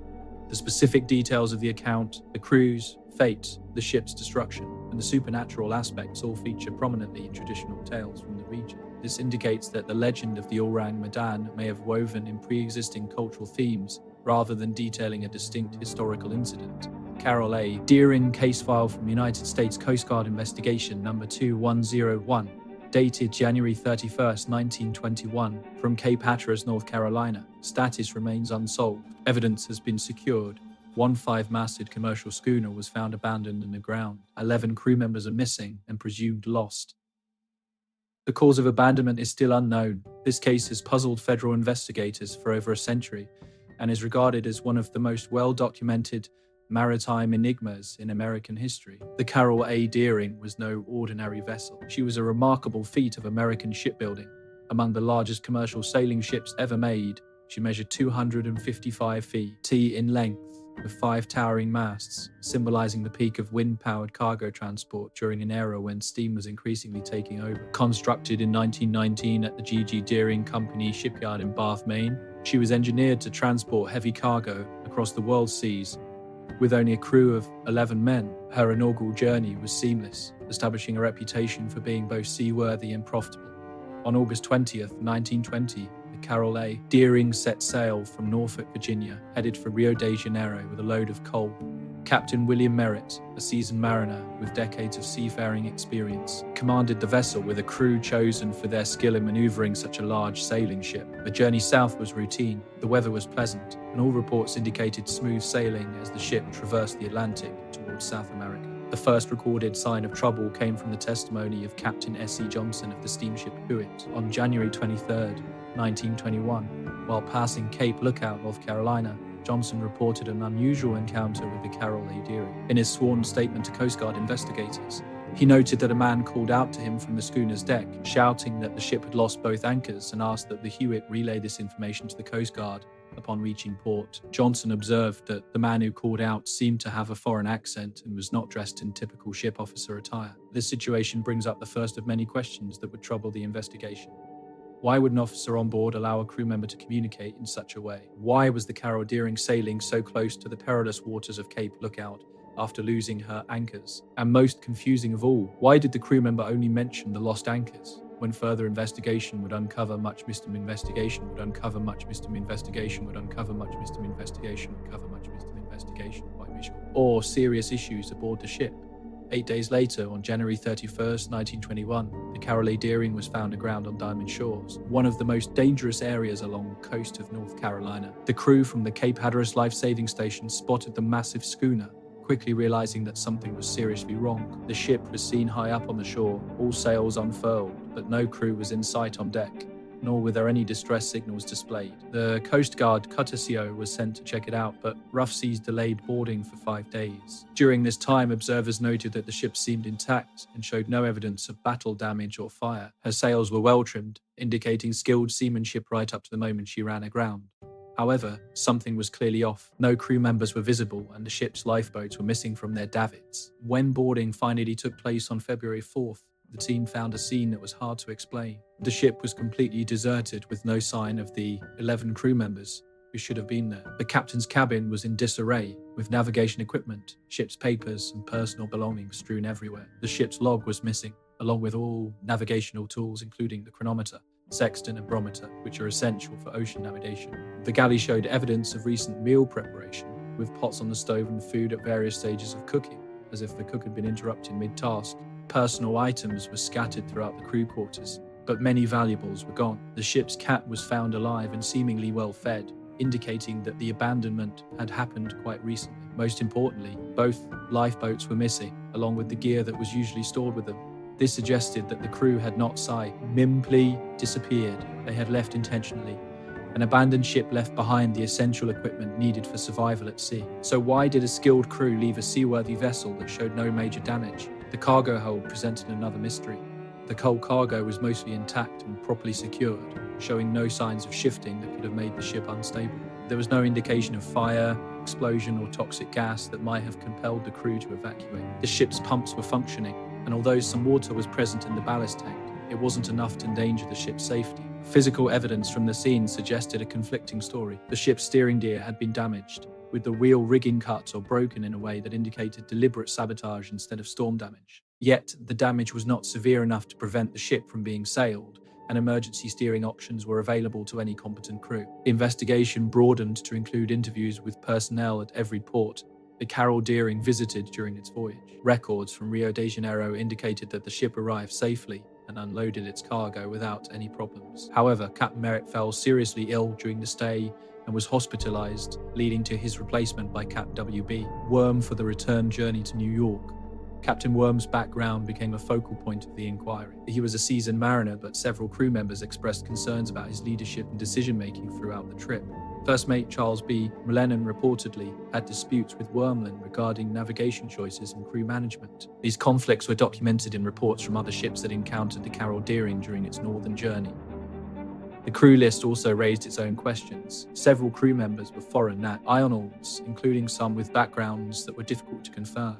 In the aftermath of World War I, fears of foreign agents and revolutionary activities were prevalent, prompting investigators to explore whether the Carol Deering may have been targeted for political motives. Witness accounts from other vessels that saw the Carol Deering on its last voyage revealed troubling inconsistencies. Steamship Lake Francis reported observing the schooner on January 25th, sailing normally with a full crew visible on deck. 2 days later, the cargo ship Crescent reported seeing the Carol A. Deering behave erratically, with only a few crew members visible and no response to signals. Weather records indicate that the Carol A. Deering would have faced several severe storms during her voyage northward.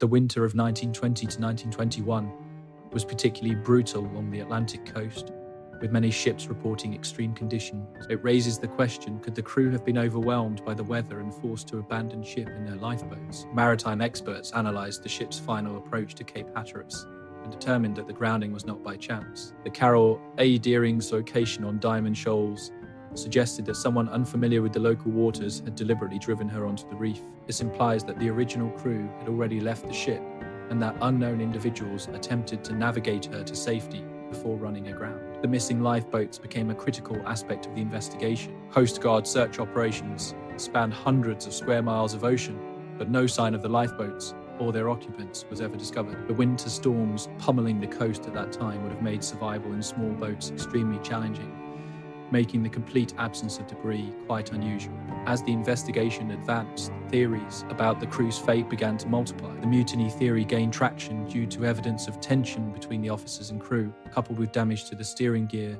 and missing navigation equipment. Supporters suggested that the crew had murdered the officers, plundered the ship, and escaped in the lifeboats to start new lives elsewhere. The piracy theory posited that criminals attacked the Carol A. Deering, killing or kidnapping the crew and attempting to sail the ship to a safe harbour for its cargo. The ransacked state of the captain's cabin and the missing valuables lent credence to this theory, reinforced by reports of increased criminal activity along shipping lanes during the Prohibition era. The foreign agents theory speculated that the ship was targeted due to its strategic cargo, or because one or more crew members might have been involved in espionage. During the post-war era, there were significant concerns about communist and anarchist activities, and several crew members had backgrounds that raised suspicion. This situation raised doubts about their loyalties. Experts on natural disasters suggested that severe weather, possibly combined with cargo shifting or structural issues, compelled the crew to abandon the ship. They highlighted the intense storms recorded during the journey and proposed that the crew's lifeboats were overwhelmed by the very conditions that harmed the ship. Supernatural theories quickly arose,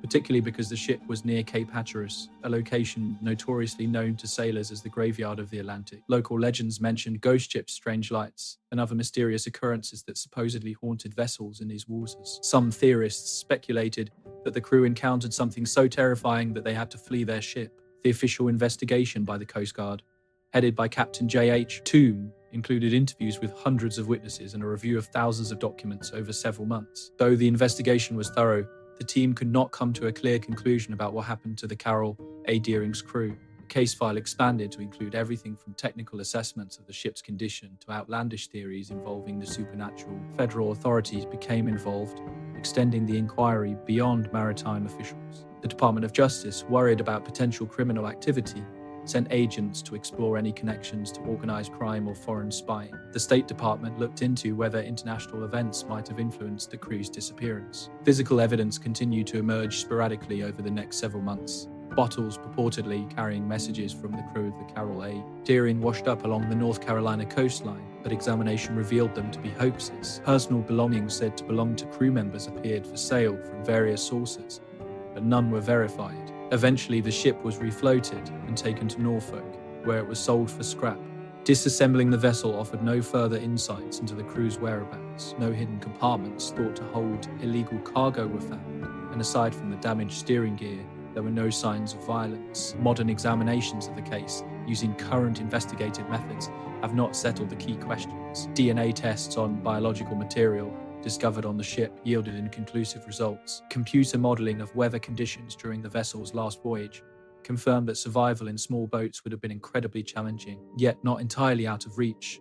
The case of the Carol Deering persists in Coast Guard files, illustrating the sea's uncanny ability to consume evade and as thoroughly as it devours ships, leaving only an expanding array of questions with every attempt to find answers. B.O., the Phantom of the Arctic. The helicopter hovers above the vast stretch of Arctic ice, its rotors slicing through air so frigid it feels solid. Below, the pilot scans the snow-covered wilderness through polarized sunglasses, in search of something that may no longer exist. It is 2016, and this expedition is the latest in a series aimed at locating one of the most renowned ghost ships in maritime lore. The BMO, a steel-hulled cargo vessel, has been adrift in the Arctic Ocean, unmanned for over 80 years. The pilot's radio crackles, with updates from Inuit hunters who claim to have seen her a few weeks prior, trapped in pack ice near Banks Island. Her hull remains intact, and her vacant bridge windows gaze out over the frozen expanse like eyes of something that refuses to fade away. Dr. Sarah Chen, an Arctic researcher on the helicopter, compares her GPS coordinates with historical sighting reports that date back to the 1930s. She represents a new generation of scientists who view the ship not only as a curiosity but as an invaluable chance to explore the interplay of ships, ice, and time in one of the harshest environments on Earth. Climate change has rendered the Arctic more accessible than ever, but it has also intensified the forces that could ultimately claim the ghost ship that has eluded destruction longer than most vessels sail. The tale began in 1914, a time when the world was vastly different, and the Arctic stood as the ultimate frontier for human endeavor and commercial pursuits. The Hudson's Bay Company, one of the oldest and most influential trading entities in North America, commissioned the construction of a cargo steamer uniquely suited for Arctic conditions. The BMO was built in Sweden, crafted with a reinforced hull capable of enduring ice pressure and outfitted with engines strong enough to navigate through frozen waters that would ensnare ordinary ship. For 15 years, the BMO was a vital connection between the outside world and the remote Arctic communities that relied on trade for their survival. She transported supplies, mail, and manufactured goods to the north and returned south with furs, whale oil, and other products from the harsh northern economy. Her captain and crew became legendary figures in Arctic navigation, skilled at interpreting ice conditions and understanding the natural cycles of freeze and thaw that define life in the polar regions. The ship's schedule was as consistent as the Arctic seasons themselves. Each summer, when the ice cleared enough for navigation, the Bichimo would navigate the perilous waters of the Northwest Passage, stopping at isolated trading posts and Inuit communities spread across thousands of miles of coastline. She raced against time and the elements, loading and unloading her cargo before the ice closed in again, trapping any vessel that found itself in the wrong place when winter returned.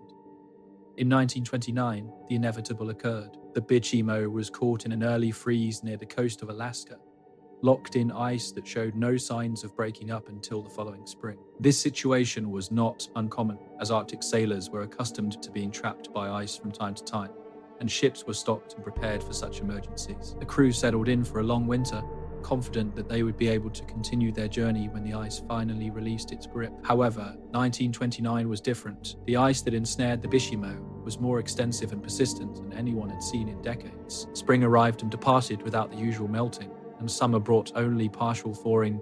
That was not enough to free the ship. The Hudson's Bay Company faced a tough decision: keep funding a crew that was trapped indefinitely in the Arctic, or abandon the vessel and acknowledge the significant investment she represented.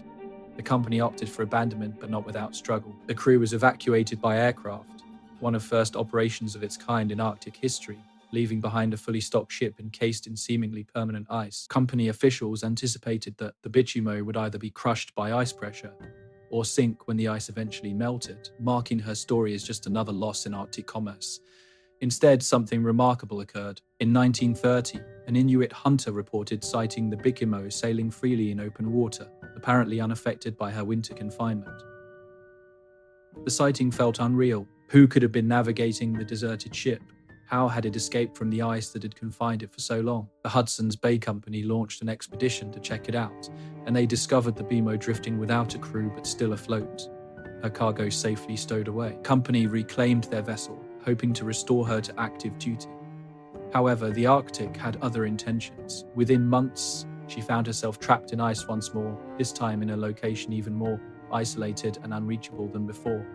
Again, the company left her behind, and once again she freed herself, beginning a cycle of entrapment and liberation that would last for decades. Throughout the 1930s and 1940s, people across the Arctic reported sightings of the BMO. Inuit hunters, government surveyors, and various Arctic adventurers regularly encountered the vessel sailing alone. Sometimes she was stuck in ice, other times gliding through open water, but she was always untethered, a ghost ship navigating the northern seas by her own enigmatic patterns. The sightings followed a rhythm, war, that echoed the natural cycles of the Arctic itself. The BMO appeared most frequently during the short summer months when ice conditions permitted navigation, as if she was still trying to fulfill the trading missions that had defined her existence for 15 years. Witnesses noted her surprisingly intact condition, her hull seemingly unharmed by years of ice and weather, and her structure remaining whole despite the harsh environment. What made these sightings particularly captivating was their reliability among numerous independent observers. Inuit hunters, who were well acquainted with Arctic conditions and maritime routes, consistently reported encounters with the same vessel in the same areas year after year. Government officials involved in surveys or scientific studies provided detailed accounts, that supported the hunters' observations. Even those who were skeptical acknowledged that something resembling the BMO was regularly spotted in Arctic waters. The ship became woven into Inuit folklore, evolving into a symbol that transcended her original trade function. Elders shared tales of the ghost ship that seemed immortal, interpreting her endurance as a reflection of the shifting balance between traditional Arctic life and the modern world encroaching from the south. Some viewed her as a guardian spirit, overseeing the frozen waters that their ancestors had called home for centuries. During World War II, the Bakimo's wanderings became strategically important. Military personnel in the Arctic reported various sightings, raising concerns that the unmanned vessel could disrupt shipping routes or military operations. Numerous efforts were made to find and secure the ship, but she remained elusive, appearing and vanishing in ways that defied military strategies. The most well-documented encounter took place in 1969, when the Bakimo was spotted trapped in ice near Arbanks Island by a group of Inuit hunters. Unlike previous sightings, this occasion allowed for a close examination of the vessel. The hunters described the ship as being in surprisingly good condition, with its hull intact and only normal signs of weathering on the superstructure. They boarded the vessel and discovered that its cargo hold still contained remnants of the original cargo preserved by the Arctic cold. This sighting in 1969 sparked renewed interest from both scientific and commercial perspectives, prompting salvage companies to plan expeditions for recovery. There was a recognition that a ship preserved in Arctic conditions could hold significant historical and financial value. However, the harsh environment and its remote location presented substantial challenges and costs for such operations. Advances in modern technology have transformed the quest for the Bakimo from chance encounters to systematic scientific study. Satellite imagery is now able to monitor extensive areas of Arctic ice, while GPS tracking allows for precise documentation of sightings. Climate researchers investigating Arctic ice conditions have included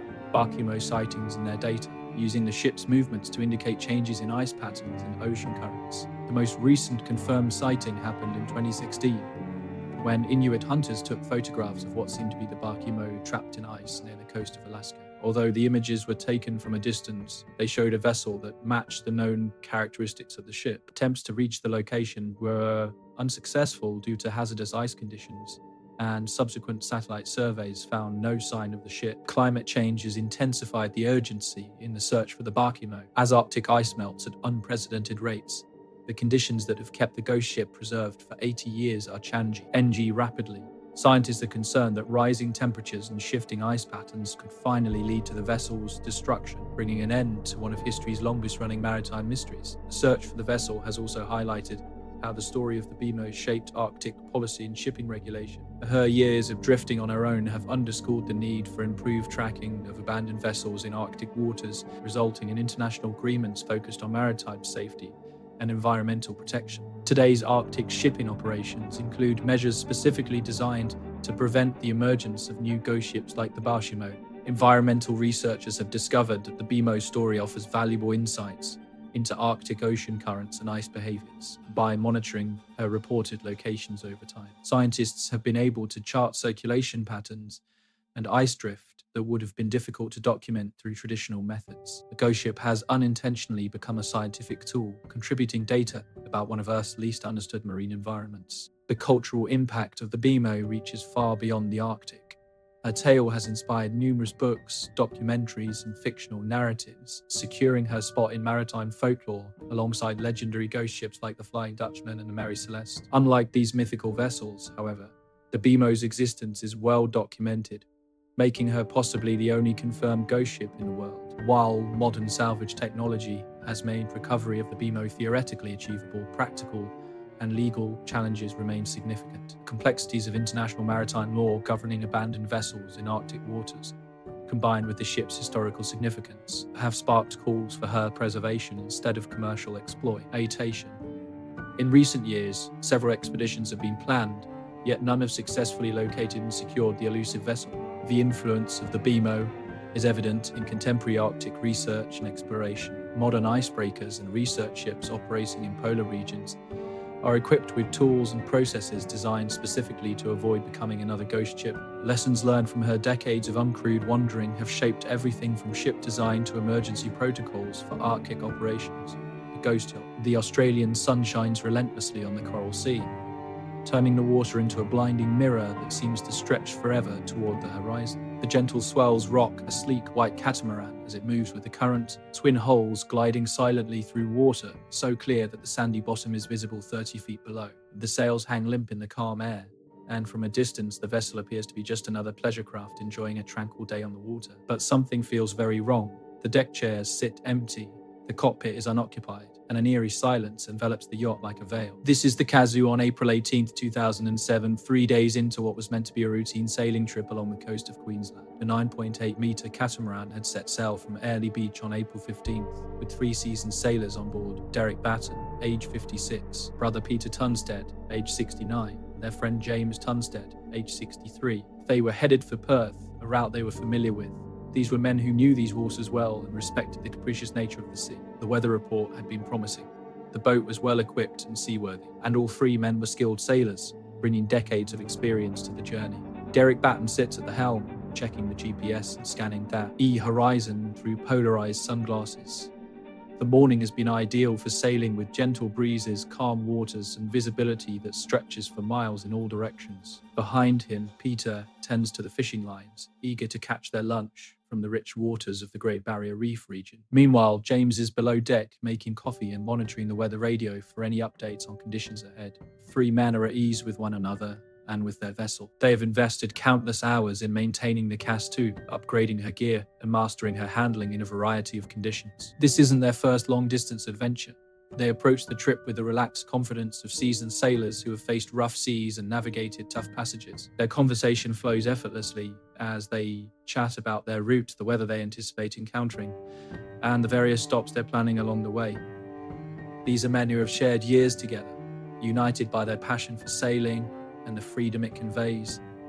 The Cas-2 is more than just a boat to them. She opens the door to adventure, allowing exploration of the extensive coastline of Australia at their own speed and on their own terms. Derek makes an entry in the ship's log, marking their location and the good weather conditions. His handwriting is tidy and deliberate, capturing wind speed, course, and the time of the last GPS fix. It's a habit he has maintained for years, his careful recording that distinguishes casual sailors from serious cruisers. This entry will be preserved just as he documented it, a final record of 3 men who seem to have inexplicably disappeared. The morning unfolds as usual while the Cas-2 glides smoothly along the Queensland coast. The autopilot is engaged, keeping their course steady while the crew relaxes and enjoys the calm surroundings. Occasionally, one of them will tweak a sail or check their position, but mostly they relish their time on the water, free from the pressures and complexities of life on land. Peter points out dolphins in the distance, their recognizable fins breaking the surface as they frolic in the boat's wake. James comes up from below with coffee and sandwiches, settling into the cockpit to savor the simple joy of a meal at sea. These are the moments that sailors cherish, the blend of movement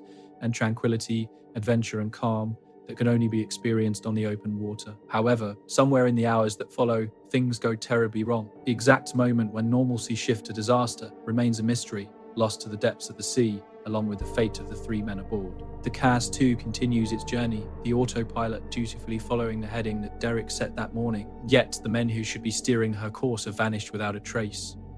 The first indication that something is wrong appears on April 18th when a helicopter crew on a routine coastal patrol spots the yacht. From their vantage point, the Cas-2 seems to be sailing as usual, but something in her behavior piques the pilot's interest. She is moving in a straight line with mechanical precision, lacking the subtle adjustments that indicate the presence of a crew. Her sails are deployed but not optimized for peak performance, and no one can be seen on the deck. Helicopter pilot reports his observations to the Australian Maritime Safety Authority, describing a vessel that appears to be sailing without anyone on board. This prompts a search and rescue operation, with patrol boats dispatched to intercept the Casdecant and assess the situation of her crew. The response is quick and efficient, but unfortunately it comes too late to assist with the emergency that has already taken place and the drifting yacht. When rescue teams finally board the Cas-2, they encounter a situation that is hard to explain.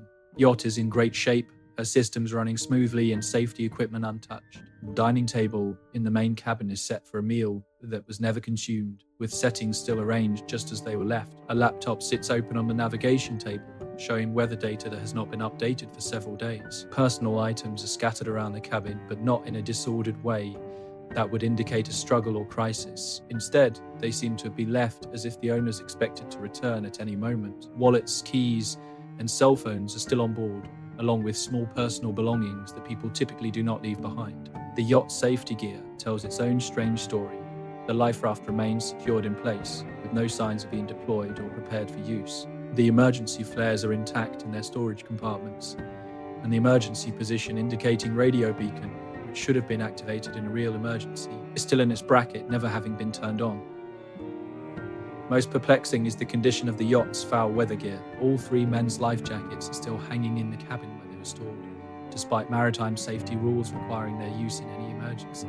Their foul weather clothing is neatly organized in lockers, without any signs of rushed preparation to abandon the ship. The search for the missing men expands to cover hundreds of square miles of ocean, with aircraft, patrol boats, and volunteers scouring the waters where they may have disappeared. The search lasts for days, extended well beyond the usual duration due to the mysterious nature of their disappearance. However, no trace of Derek Batten, Peter Tunstead, or James Tonstead is ever discovered. The official investigation that follows is comprehensive and methodical, examining every detail of the yacht's condition and the circumstances surrounding the men's disappearance. Marine accident investigators meticulously analyze every system. Aboard the CAS-2, investigators search for mechanical failures, structural issues, or any physical evidence that could clarify what happened to the crew. Leading the investigation is Commander James Morrison, a maritime safety expert with decades of experience in marine accidents.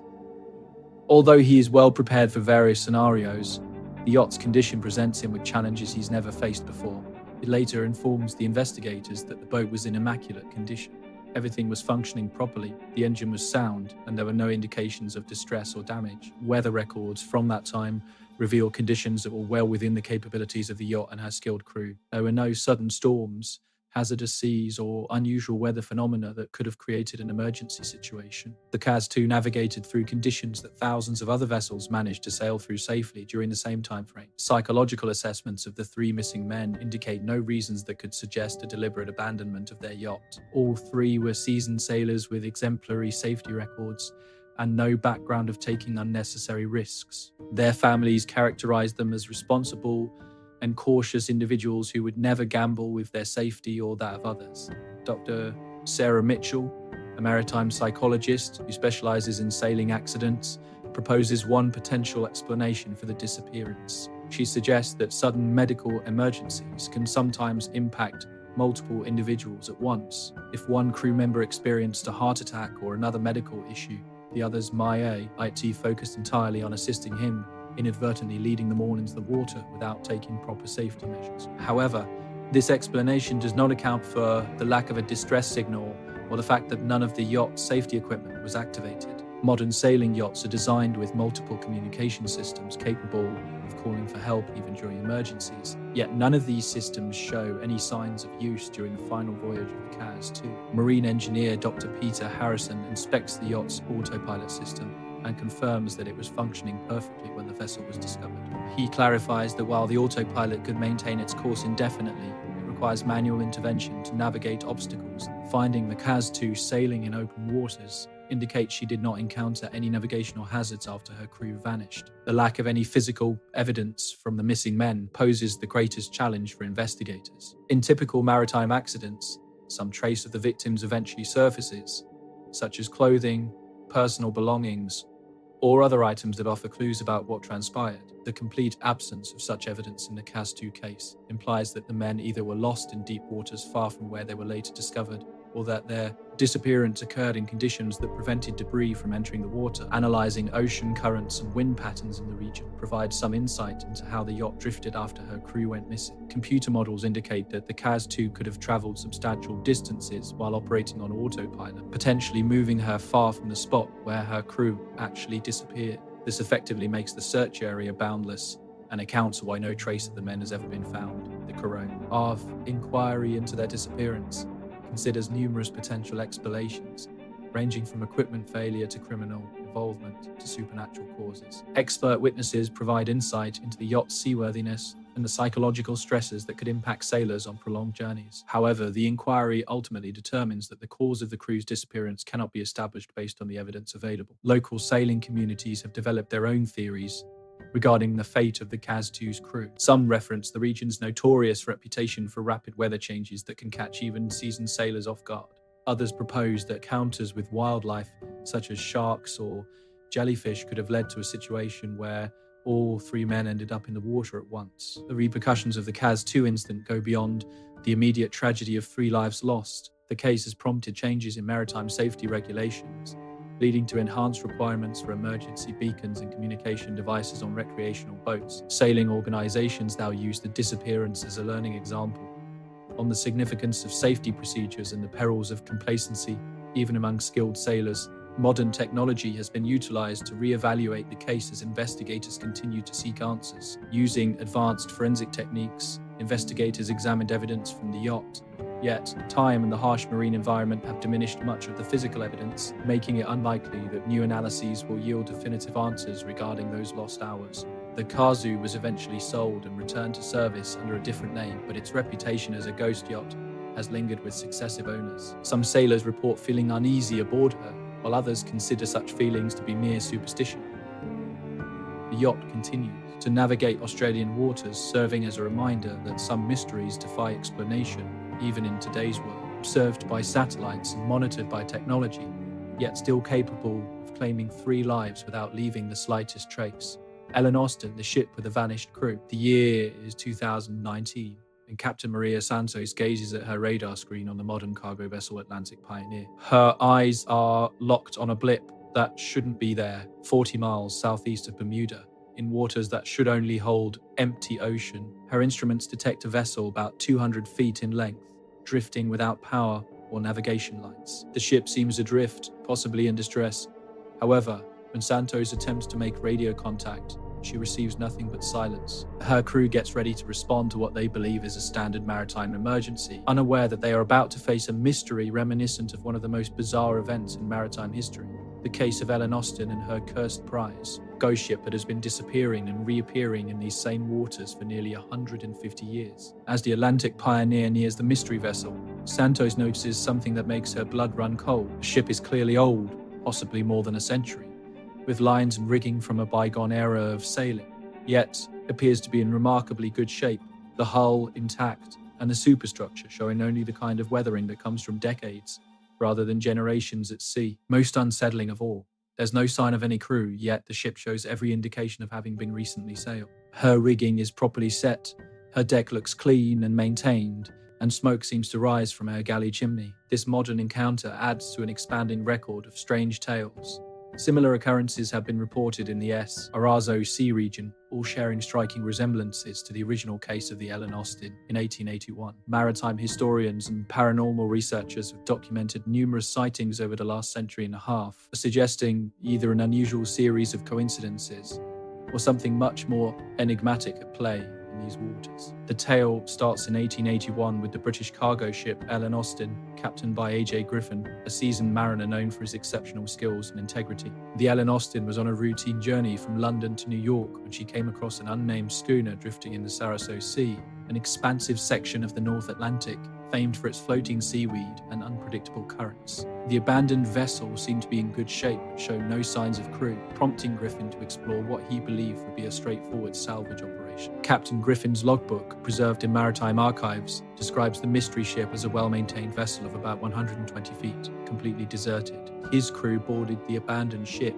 and discovered her cargo untouched, her navigation tools in working order, and provisions still fresh, suggesting that her crew had disappeared not long before. Most perplexing of all, there was no sign of violence, storm damage, or any other explanation for why a crew would leave behind a perfectly functional ship in the ocean. Griffin made the rational choice to claim the vessel as salvage, assigning a crew to sail her to New York alongside the Ellen Austin. 2 ships traveled in tandem for several days without issue, but then a thick fog descended, separating the vessels and nearly eliminating visibility. When the fog lifted, the mystery ship had vanished, taking Griffin's crew with it.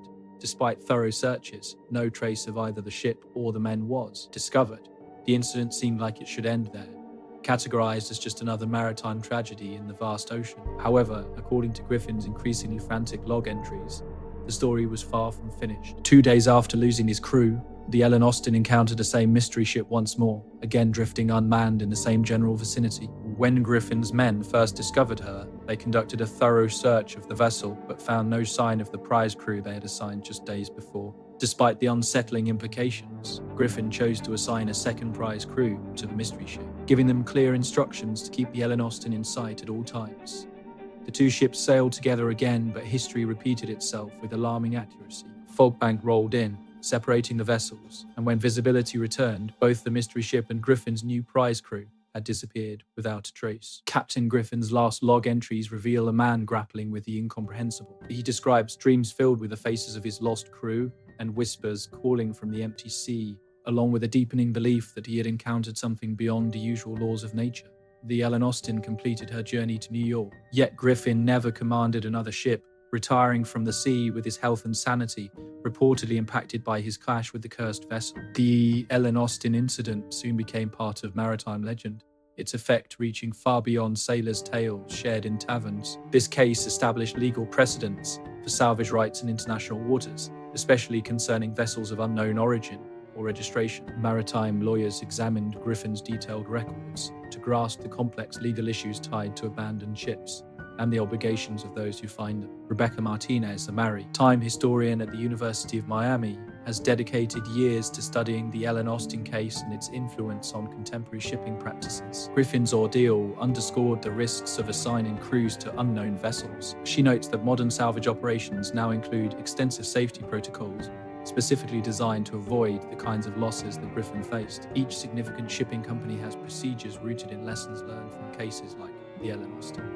The story's impact on popular culture has been equally significant. Writers from the Victorian period to today have found inspiration in the mystery of the Ellen Austin, using it as a foundation for numerous novels, short stories, and film scripts.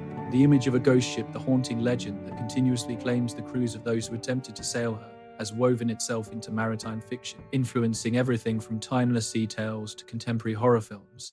Charles Fort, the early 20th century author known for chronicling strange occurrences, featured the Ellen Austin case in his significant work, The Book of the Damned, introducing the narrative to a fresh audience of scholars intrigued by the unexplained. Fort's efforts helped position the Ellen Austin among the classic unsolved mysteries of the ocean, alongside infamous cases like the Mary Celeste and the Flying Dutchman. The scenario has also drawn interest from paranormal investigators and conspiracy theorists, who interpret Griffin's experience as evidence of supernatural influence or alien involvement. The Bermuda Triangle phenomenon, made popular in the 1970s, often refers to the Ellen Austin incident as a foundational example, suggesting that the mysterious ship fits into a larger pattern of unexplained vanishings in the area. Recent oceanographic studies have shed light on the conditions that could have played a role in the mystery of the Ellen Austin. The Sargasso Sea is now recognized as a region with complex currents and peculiar weather phenomena that can create navigation challenges unknown to sailors of the 19th century. Atmospheric temperature inversions can produce superior mirages that make far-off objects seem like solid ships, while the unique characteristics of the sea can cause vessels to drift in erratic directions. Dr. James Patterson, an oceanographer at Woods Hole Oceanographic Institution, has focused on the Sargasso Sea for over 2 decades. The spot where the Ellen Austin incident took place is defined by converging currents that can ensnare floating objects for extended periods. He comments that a derelict vessel could potentially wander in circles for months, even years, vanishing and reappearing in the same general vicinity as currents and weather patterns shift. This scientific explanation does not address the most unsettling aspects of Griffin's account, including the repeated loss of prize crews and the surprising good condition of a ship that should have demonstrated signs of prolonged abandonment. These facets of the story remain perplexing to researchers, leading to increasingly intricate efforts to understand what Griffin may have encountered. Psychological analysis of his account has uncovered patterns that resonate with those observed in similar contexts. Extreme stress and potential hallucinations may have been triggered by the burden of command and the guilt of losing crew members. Dr. Sarah Chen, an expert in maritime psychology, believes that Griffin might have gone through a dissociative episode, causing him to mistake the same abandoned ship for the mysterious vessel that took his crews. The psychological toll of losing men under his leadership could have led Griffin to create an elaborate fantasy that freed him from guilt.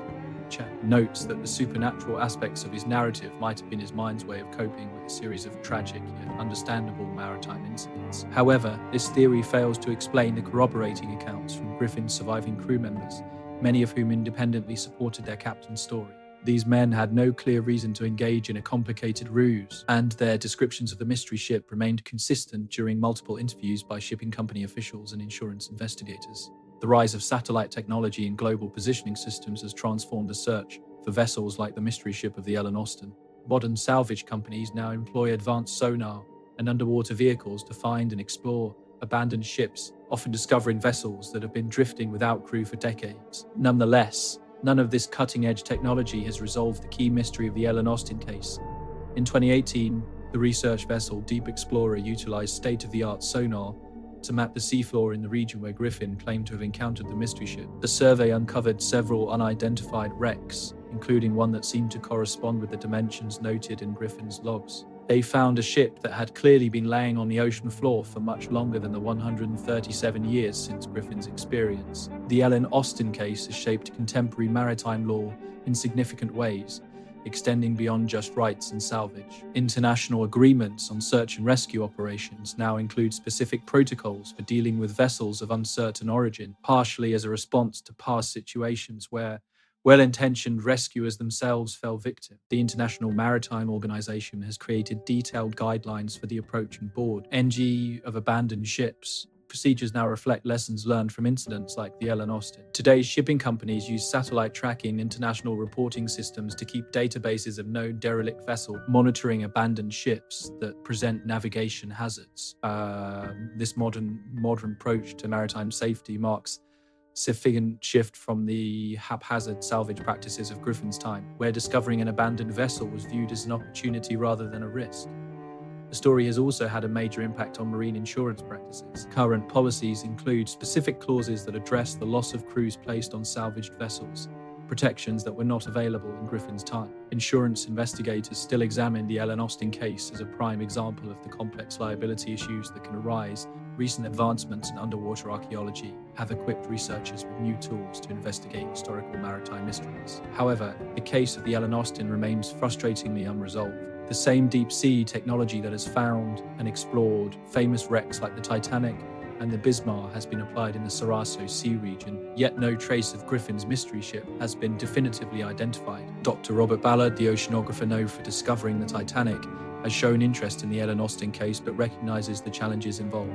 He points out that the deep ocean preserves shipwrecks exceptionally well, but locating a specific vessel in the vastness of the Sargasso Sea would be akin to searching for a single grain of sand on a beach. Without more precise location data, even our most advanced technology cannot ensure success. The case continues to inspire modern maritime fiction, with contemporary authors exploring themes of isolation, responsibility, and the supernatural that Griffin's experience highlighted.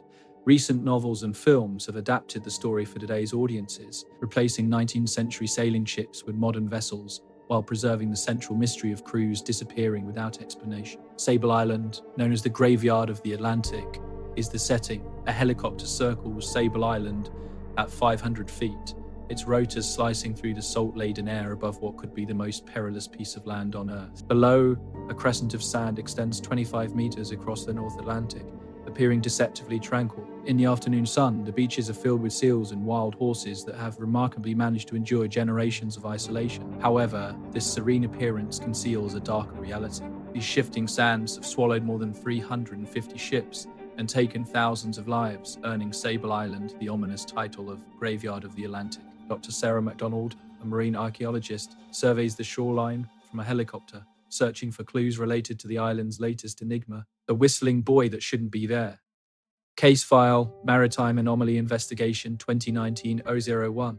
Location, Sable Island, Nova Scotia. Status, active investigation. The Canadian Coast Guard has received 17 separate reports in the last 6 months of a peculiar whistling sound coming from the waters near Sable Island, consistently during heavy fog or severe weather. Descriptions liken the sound to something mechanical, similar to a ship's whistle or fog signal. Yet, there should be no vessel or navigation aid in the nearby waters to produce such a noise. Weather buoys and navigation devices have been examined and confirmed to be working correctly.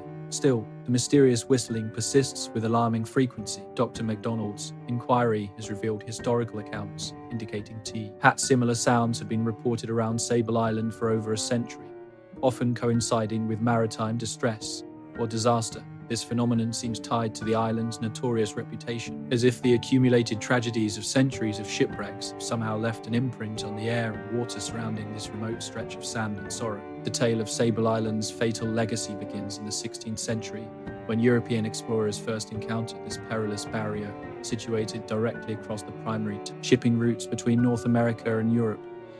The island's name is derived from the French word for sand, aptly describing a landmass that is perpetually shifting and reshaping, influenced by powerful currents and relentless storms that have complicated navigation for generations. On the morning of November 15, 1760, Captain James Morrison of the British merchant vessel Pembroke became the first to recognize what he believed was a low-hanging cloud bank on the horizon. Morrison was seasoned in navigation, having crossed the Atlantic numerous times, but the waters surrounding Sable Island was infamous for its shifting currents and unpredictable weather.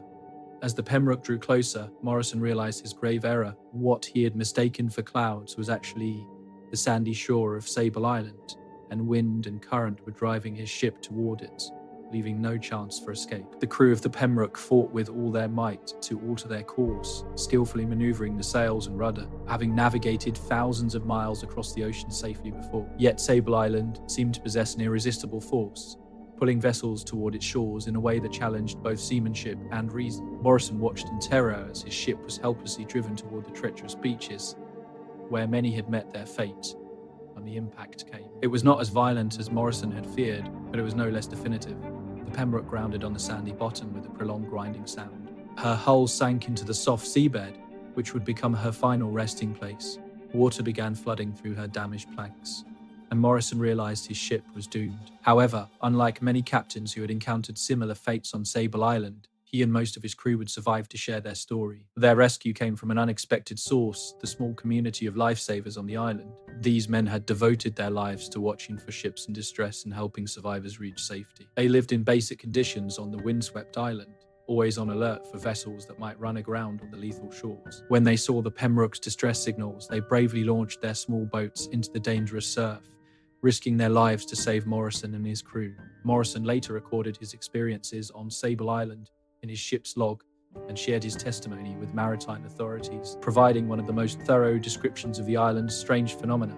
He wrote of sounds appearing from nowhere, voices calling from the empty water, the creaking of unseen ships, and a constant whistling that rose and fell with the wind. Most unsettling was Morrison's claim of seeing ghostly outlines of other vessels sailing just beyond the surf ships that seemed solid from a distance but vanished upon approach. The investigation into the Pembroke incident unveiled patterns that had been countless times. Ships have approached the waters of Sable Island in clear weather, in favourable conditions, only to be suddenly surrounded by fog, hit by unexpected storms, or misled by compass readings that defied logic.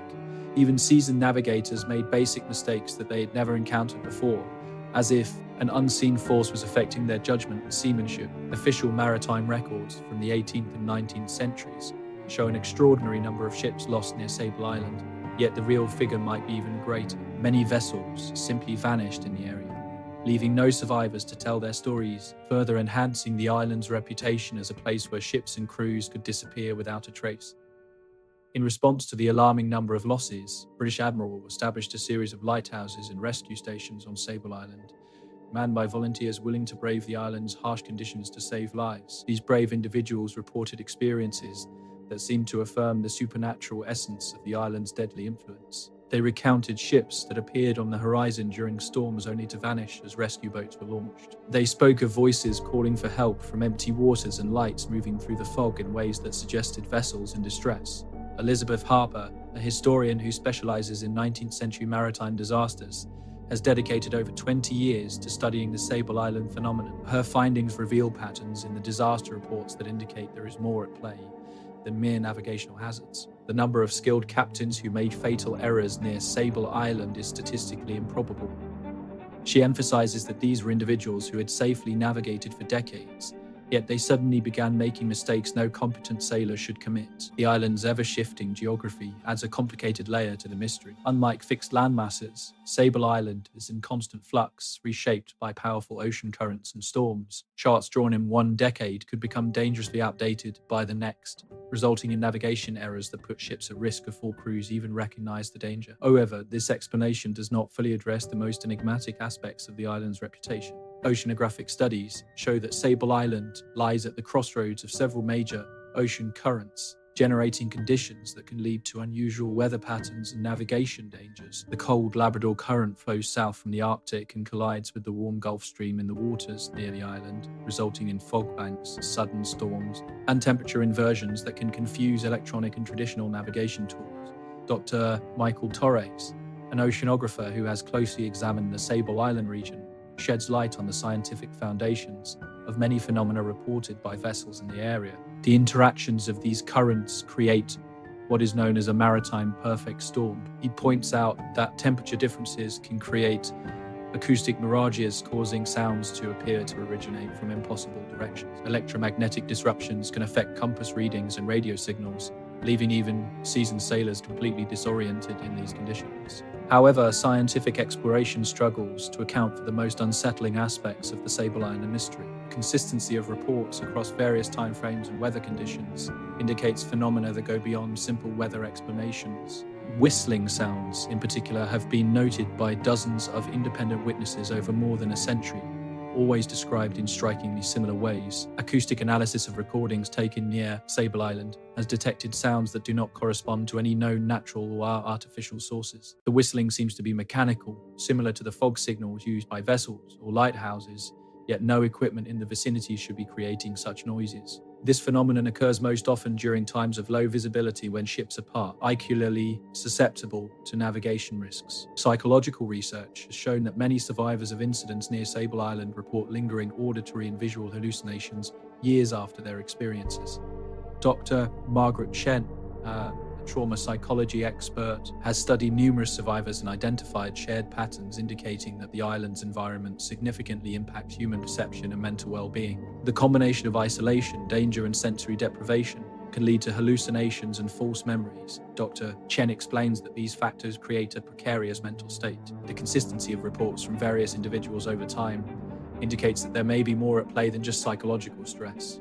The supernatural explanation for Sable Island's infamous reputation is deeply rooted in maritime folklore. Local legends describe the island as a gathering place for the spirits of drowned sailors, souls caught between the living world and the ocean's depth. According to these tales, the whistling sounds heard there are the voices of the deceased, warning ships as they approach the treacherous shores. Paranormal investigators have gathered numerous accounts of ghostly sightings on and around Sable Island. Lighthouse keepers, rescue workers, and scientists have all reported encounters with figures resembling shipwreck survivors who vanish upon being approached. Some witnesses claim to have seen entire crews of ghostly sailors working to save ships that are no longer present, as if the island preserves the memory of every rescue effort ever undertaken. The intelligence community has also shown interest in the Sable Island mystery, particularly during times of military tension when the island's strategic significance was crucial for national security. Classified documents released under Freedom of Information requests indicate a military personnel stationed on the island during World War II reported phenomena that defied conventional explanations. These military accounts describe radar contacts appearing and disappearing inexplicably, radio transmissions in unidentifiable languages, and equipment malfunctions occurring with unusual regularity. Some reports suggest that the island's strange characteristics may have been examined for potential military applications. The results of such investigations remain classified. Contemporary technology has introduced new methods for exploring the Sable Island mystery, while also uncovering new challenges. Satellite imagery reveals that the island continues to alter its shape and position, at times appearing to contradict established geological principles. GPS measurements taken from the island exhibit variations that cannot be attributed to equipment errors or atmospheric influences. Underwater explorations around Sable Island have uncovered many shipwrecks, creating an underwater museum of maritime disaster spanning 4 centuries. Some of these wrecks seem to be located in places that do not align with historical accounts of where ships went down, as if the island's shifting sands have rearranged the details of its tragic past. Recent investigations have concentrated on the electromagnetic characteristics of the sand and water surrounding Sable Island. Researchers have found unusual mineral compositions that might disrupt navigation equipment, but the levels aren't sufficient to account for the significant effects reported by vessels in the area. As research moves forward into the 21st century, Sable Island continues to be one of the most perilous locations in the world for shipping. Even with modern navigation technology and safety gear, ships still run aground on its shifting shores, and rescue personnel continue to recount experiences that seem to defy logical explanation. This suggests that some mysteries are so entwined with geography, history, and human psychology that they resist purely scientific scrutiny. Flight 19, The Lost Squadron. Case file, United States Navy investigation, 1945, FL 019. Classification remains unresolved.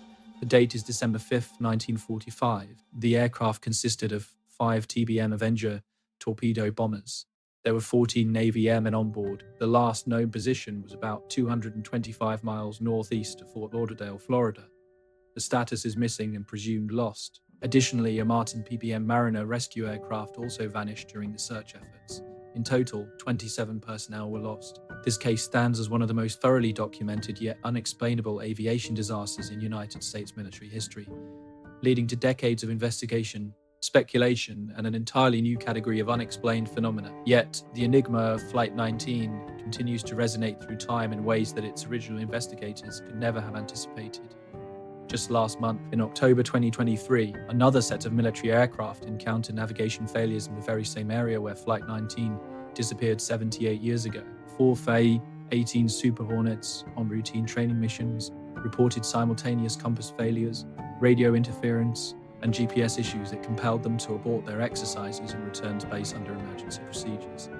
The pilots, all seasoned aviators with thousands of flight hours, described conditions identical to those noted in Flight 19's last radio communications, with compasses wildly spinning, landmarks that seemed misplaced, and an overwhelming sense of disorientation. There was a feeling that they were soaring over land that shouldn't be there. The impact of Flight 19 on aviation safety, popular culture, and our grasp of navigation irregularities has been significant and widespread.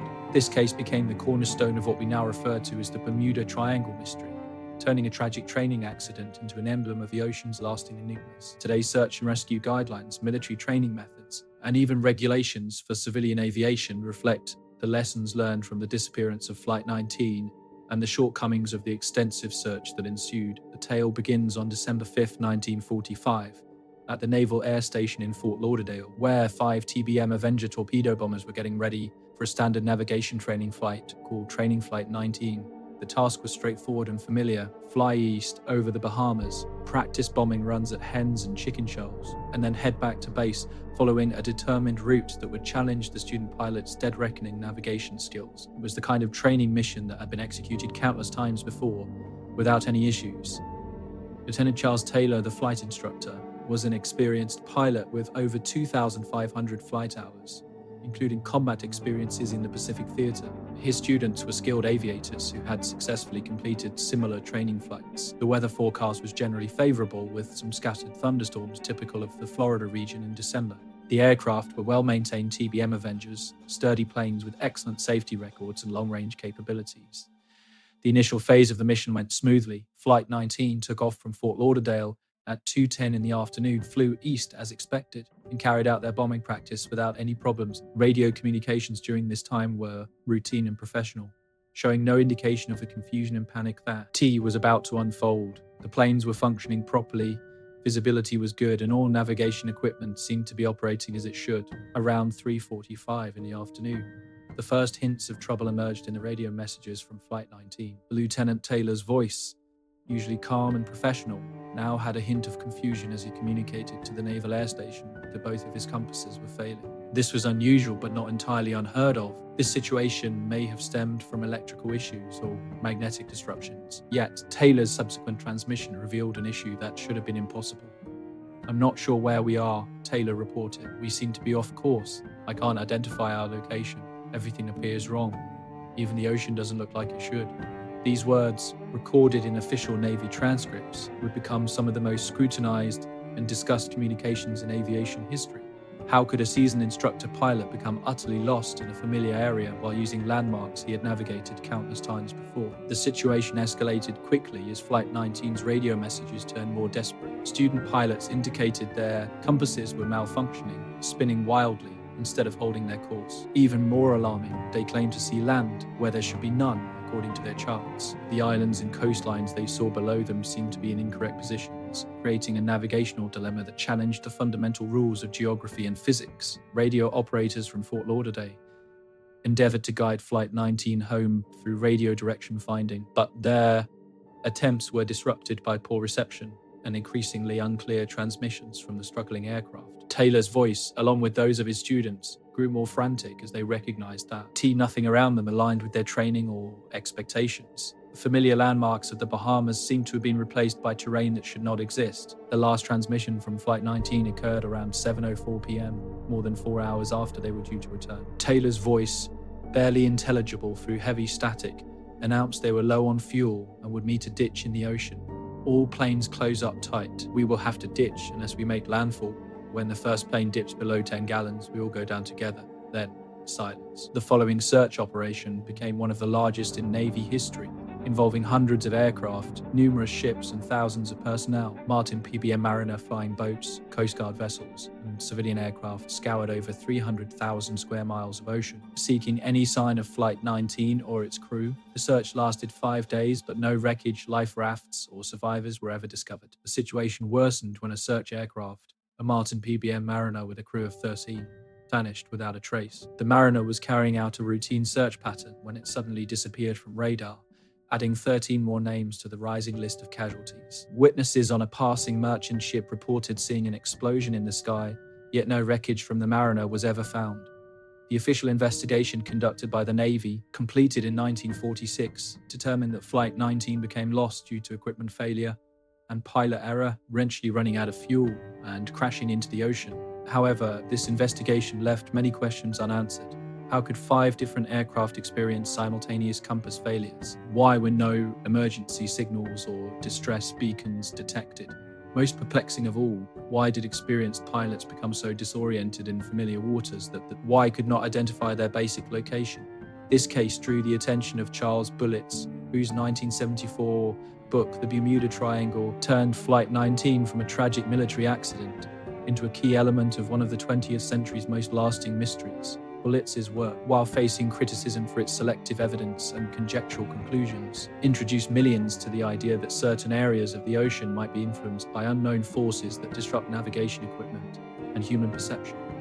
Dr. Vincent Gaddis, who first used the term Bermuda Triangle in a 1964 magazine article, cited Flight 19 as supporting evidence for his theory that the region among Florida, Bermuda, and Puerto Rico was affected by electromagnetic anomalies, causing aircraft and ships to disappear without a trace. Gaddis's work inspired decades of research, speculation, and controversy surrounding the nature of these supposed anomalies. The impact of Flight 19 on aviation safety is significant. The incident prompted major changes in military training procedures, including the implementation of multiple navigation systems, improved radio communication protocols, and enhanced emergency procedures for aircraft facing navigation failures. Today's military pilots undergo rigorous training in dead-reckoning navigation. Specifically due to the lessons learned from the tragedy of Flight 19, civilian aviation has also been influenced by this incident. Federal Aviation Administration regulations now mandate that commercial aircraft be equipped with multiple redundant navigation systems, responding to instances where failures in a single system resulted in serious navigation errors. The military's recognition that conventional navigation methods might fail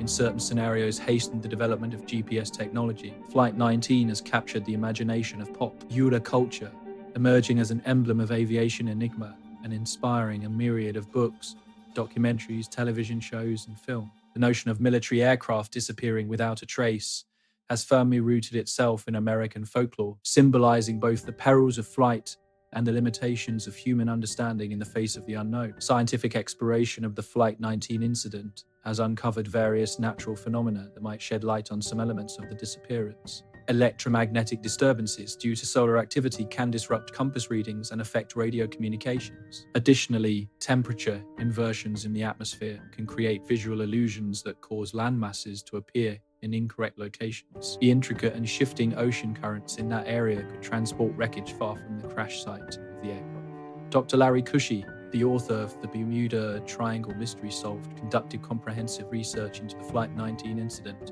and concluded that the disappearance could be attributed to a mix of equipment failure, navigational errors, and adverse weather conditions. Cush's review highlighted inconsistencies in some well-known accounts and argued that supernatural explanations were unnecessary when natural factors could sufficiently explain the facts.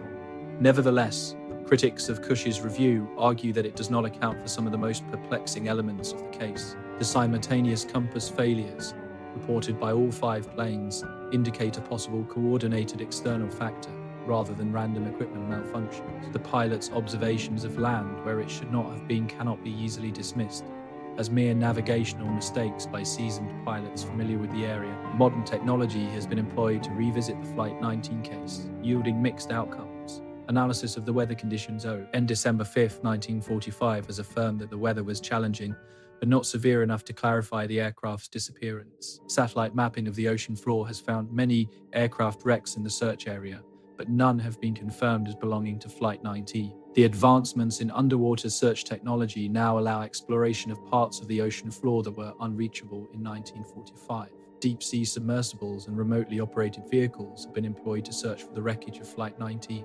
utilizing advanced sonar and imaging tools. While they have discovered several military aircraft from the World War II period, the unique TBM Avengers of Flight 19 remain missing. Psychological analysis of the radio transmissions has uncovered patterns that suggest spatial disorientation, a condition that can impact pilots when visual cues are compromised. However, the transcripts also include puzzling elements that are hard to explain within traditional psychological frameworks, such as mentions of impossible geographic features and a shared confusion among several skilled pilots. Some researchers support the electromagnetic theory regarding the disappearance of Flight 19, as they've examined geomagnetic anomalies in the area. This region is known to have fluctuations in magnetic field strength that could disrupt compass readings. Nonetheless, these anomalies aren't strong enough to account for the total navigation failure that was reported by the aircraft. Intelligence agencies have released declassified documents about Flight 19, showing that the military undertook extensive secret investigations into the disappearance. These documents indicate that officials feared potential foreign involvement or unknown technological issues might have played a role in the loss. Still, no proof of hostile actions or advanced technology was ever discovered. The case has impacted modern military training in ways that go beyond just aviation. Flight 19 is analysed in military circles as a case study on how multiple system failures can lead to disastrous outcomes. The significance of staying aware of one's surroundings, adhering to emergency procedures, and communicating effectively under pressure is emphasized through the examination of Flight 19's last moments. Recent technological advances have provided new resources for probing cases like Flight 19, yet they have also highlighted the boundaries of our understanding. State-of-the-art radar systems can now track aircraft with remarkable accuracy, yet they sometimes still lose contact with planes in the same area where Flight 19 disappeared. GPS technology has changed the way we navigate, but it can still be affected by atmospheric conditions or electronic interference.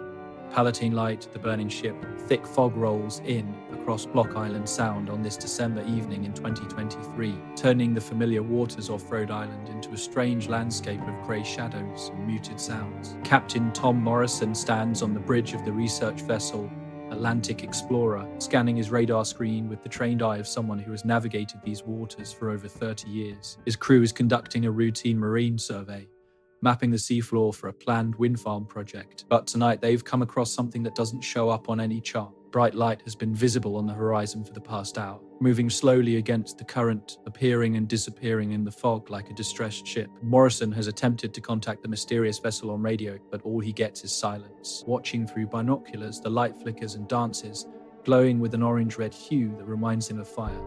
Dr. Sarah Chen, a marine archaeologist aboard the Explode, Ore has been documenting unexplained phenomena in Block Island Sound for the past 5 years as part of a thorough study of the region's maritime heritage. Tonight's sighting adds to a growing collection of similar incidents that occur with unsettling regularity in these waters, always during the winter months, and always involving lights that seem like ships on fire.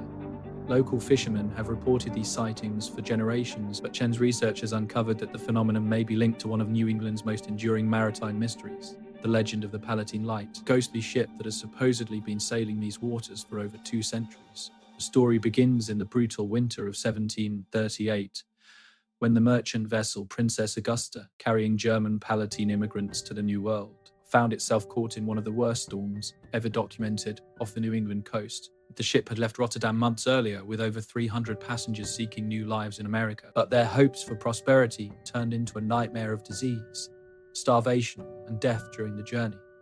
By the time the Princess Augusta reached American waters, more than half of the passengers had perished, and many of those who remained were too weak to fend for themselves. Captain George Long stood on the quarterdeck, struggling to keep control as massive waves crashed over the bow and hurricane-force winds battered the rigging. The Princess Augusta was a robust vessel, designed for the tough Atlantic crossing. However, she was overloaded with passengers and cargo, which made her sluggish and challenging to manage in extreme conditions. Adding to his troubles, many crew members had fallen ill during the journey, leaving Captain Long short-handed just when he needed every available sailor to fight for survival. Below decks, the passengers huddled in darkness, listening to the frightening sounds of a ship in peril.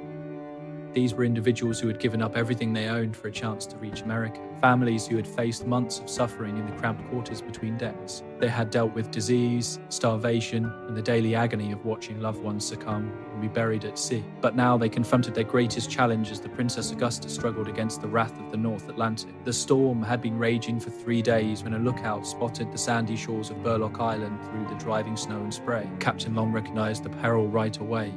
Block Island was surrounded by dangerous shores and reefs that had claimed numerous ships over the years. The waters near the island were strewn with the remains of vessels driven ashore by storms, their crews and passengers lost to the unyielding sea. Yet, with his ship taking on water and his rigging failing, Long had no choice but to make a desperate dash for shelter. What followed would spark controversy and become legend for generations. Some accounts say the Princess Augusta successfully beached herself on Block Island shores, allowing most passengers and crew to survive. However, other versions tell a darker story of deliberate wrecking by local residents who viewed the immigrant ship as a chance for profit rather than a humanitarian issue needing help. The island's inhabitants, known as wreckers, had a reputation for luring ships to their doom so they could salvage their cargo and valuables. They would set false lights to mislead navigators, making them think they were approaching a safe harbor when, in fact, they were being drawn onto the rocks. The practice was prevalent along the remote shores of New England, where poverty and brutal winters made salvaging shipwrecks essential for survival. According to the most well-known version of the tale, the islanders not only neglected to assist the Princess Augusta, but also played a part in her ruin. After the ship ran aground, local inhabitants reportedly boarded and meticulously stole everything valuable, including the passengers' personal items and the ship's cargo. Some narratives suggest that the looters were heartless toward the sick and dying immigrants, stripping them of their belongings and leaving them to freeze in the December chill. The story reaches its peak when the wreckers decided to eliminate the evidence of their misdeeds. Rather than letting the Princess Augusta stand as a testament to their actions, they set the ship ablaze while some of the remaining passengers were still on board. The ship blazed through the night, creating a horrifying sight that could be seen for miles over the dark waters. Those passengers who had survived the wreck, the plundering, and the frigid cold were engulfed by flames that lit up the December sky like a funeral pyre. One passenger, as recorded in the most comprehensive accounts, escaped the inferno and reached the shore. This woman, whose name has faded from memories, was said to have cursed the island and its people with her last breath, proclaiming that the Princess Augusta would return each year to remind the world of the wrongs done to innocent individuals seeking only a chance for a better life. As she uttered these words, the burning ship supposedly broke free from the beach and drifted out into the Sound, still ablaze, carrying her curse into the endless waters. The tale of the Palatine Light emerged from this sorrow, and within a few years following the alleged event, residents of Block Island and the neighboring mainland began reporting sightings of a burning ship appearing in the Sound during winter storms. Witnesses described the vessel as a large sailing ship engulfed in flames, moving against the wind and current, visible for hours before hours before hours before hours before hours. These sightings consistently occurred around the anniversary of the Princess Augusta's tragedy, typically in December or January, when the weather was at its harshest. These early reports came from credible witnesses, fishermen, ship captains, and coastal residents familiar with the usual maritime traffic in the area, reported seeing the burning ship with striking consistency. They provided details about its rigging, size, and how the flames appeared to engulf the hull without destroying the vessel. Some witnesses claimed to have heard screams and calls for help carried by the wind, while others saw figures moving on the burning deck. The phenomenon gained significant attention in the 19th century as poets and writers began to weave the Palatine Light into their works. John Greenleaf Whittier, one of America's renowned poets, extensively portrayed the legend in his poem, Palatine, which helped cement the story as part of New England folklore. Whittier's vivid depictions of the burning ship and its unfortunate passengers captured national attention and secured its place in American maritime mythology. Edward Mitchell, a historian who has dedicated over 4 decades to studying Block Island's maritime history, has collected hundreds of documented sightings of the Palatine Light over more than 2 centuries.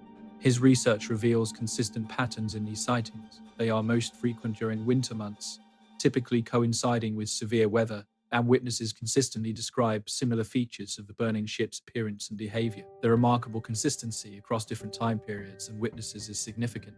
Mitchell emphasizes that this is more than just a few isolated incidents or confused observers.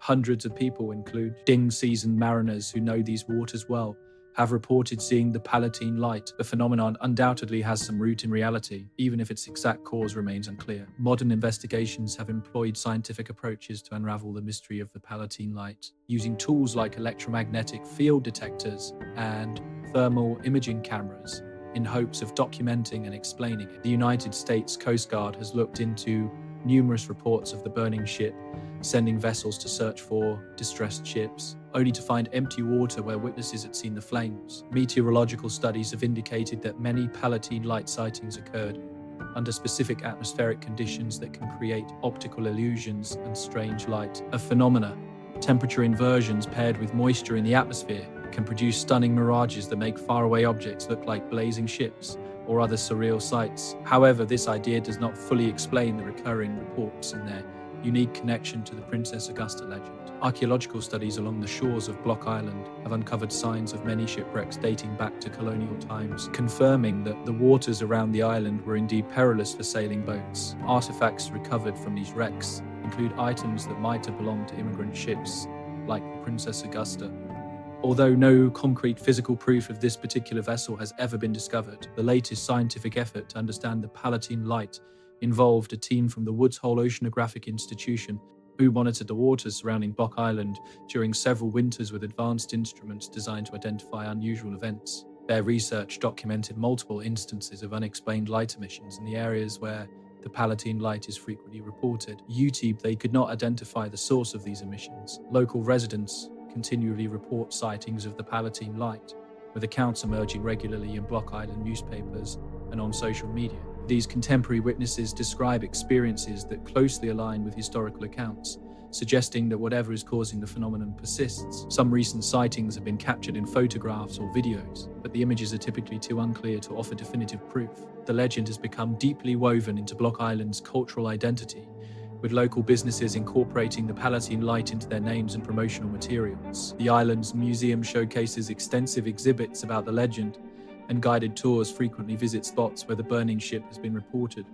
The phenomenon has become a major attraction for tourists intrigued by maritime mysteries and ghost tales. Psychological analysis of witnesses who report seeing Palatine-like lights has shown patterns that align with authentic paranormal experiences. Researchers specializing in unusual phenomena has interviewed numerous witnesses and found that their accounts share specific details that are hard to explain through conventional psychology or suggestion. These witnesses are not looking for fame or trying to create a hoax, Foster explains. Many hesitate to share their experiences because they realize how unbelievable they may sound, yet their stories carry a sense of genuine authenticity that implies they are recounting true encounters, even if we do not fully grasp what they have witnessed. The Caluche, Chile's eerie ghost ship of the living dead, in the fog-laden waters off Chile's southern coast, where the Pacific Ocean meets ancient Mapuche lands, sailors speak of a vessel that defies all natural laws. They refer to it as the Caluche, and though Sea, who assert they have seen it often, speak in hushed tones, their eyes filled with memories they wish to erase.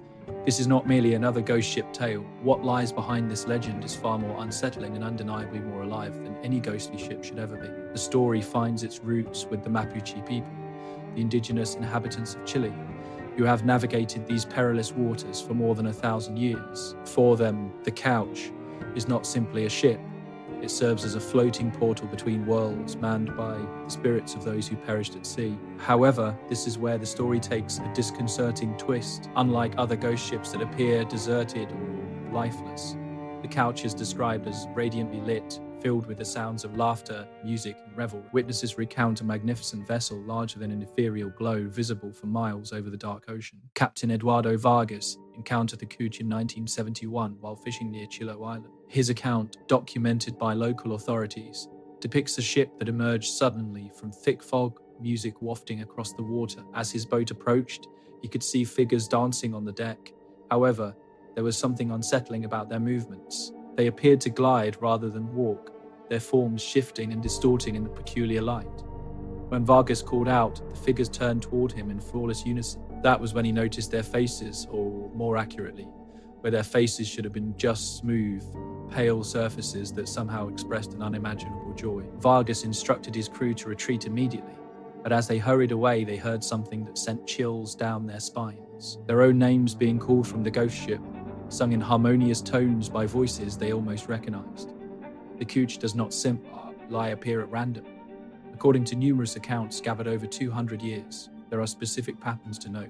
It appears during storms, seemingly thriving on the disorder of wind and waves. It is drawn to locations where people have lost their lives, particularly near the treacherous straits between the southern islands of Chile. Most unsettling of all, witnesses claim that the ship appears to be luring them in, offering eternal celebration in exchange for their lives. However, modern science provides a different viewpoint on these experiences.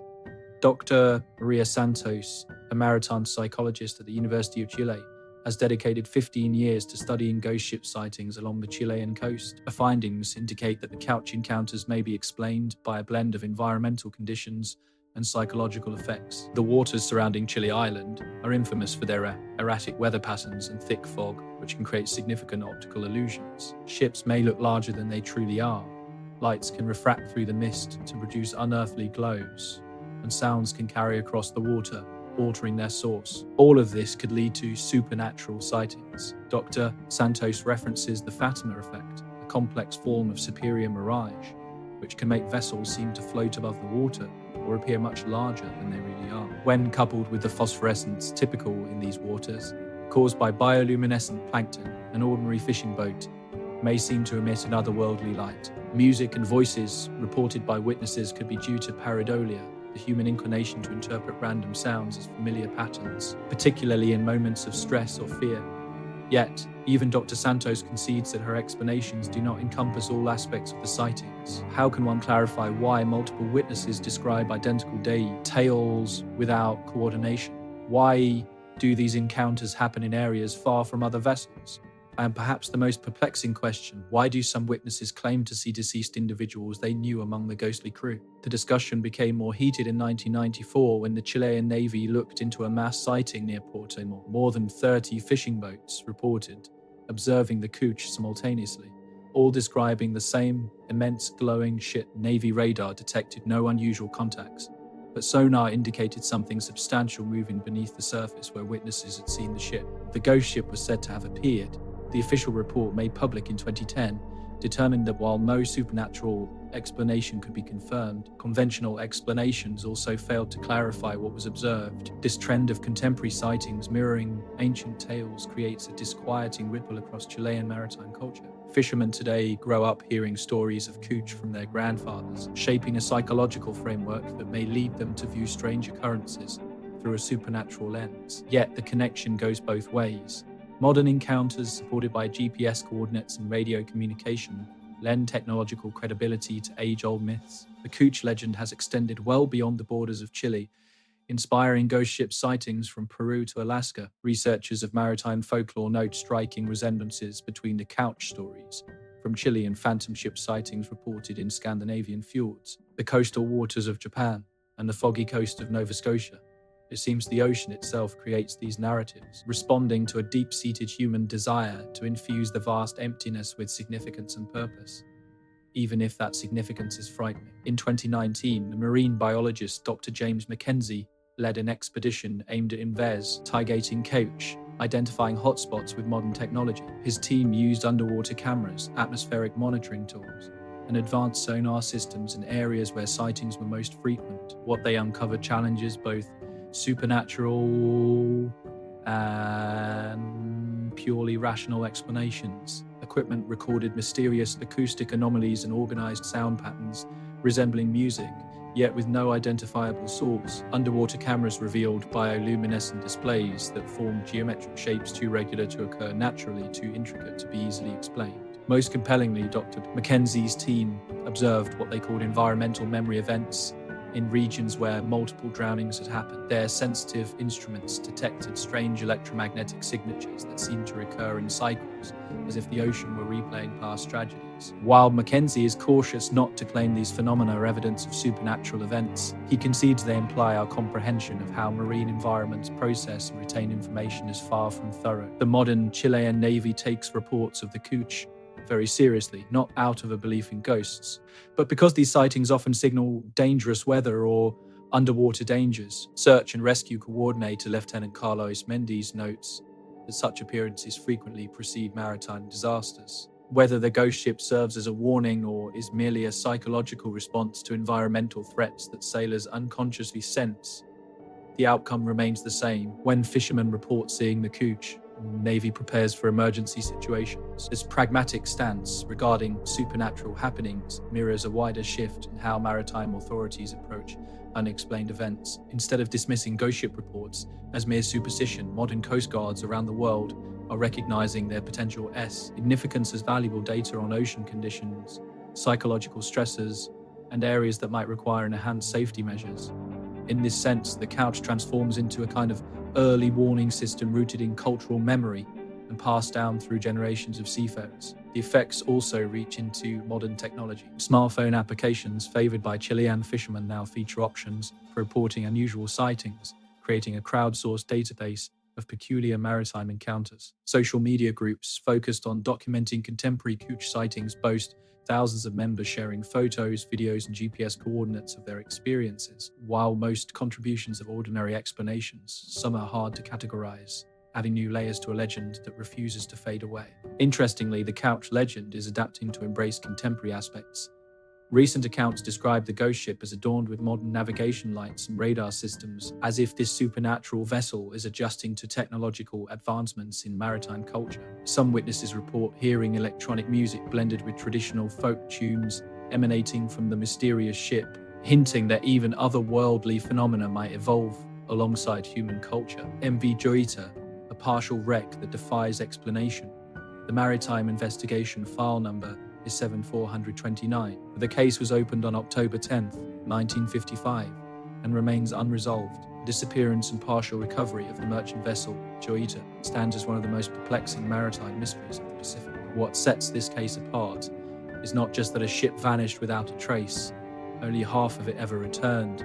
What that half revealed raised more questions than answers. On October 5, 1955, the MV Joita left Samoa's Apia harbour, heading for the Tokelau Islands, carrying 25 passengers and crew members, along with cargo intended for remote Pacific communities. This 70-foot vessel, converted from a World War II Navy ship, was expected to finish the 270-mile journey in under 2 days. Instead, the Joita completely disappeared, prompting one of the largest search operations in South Pacific history.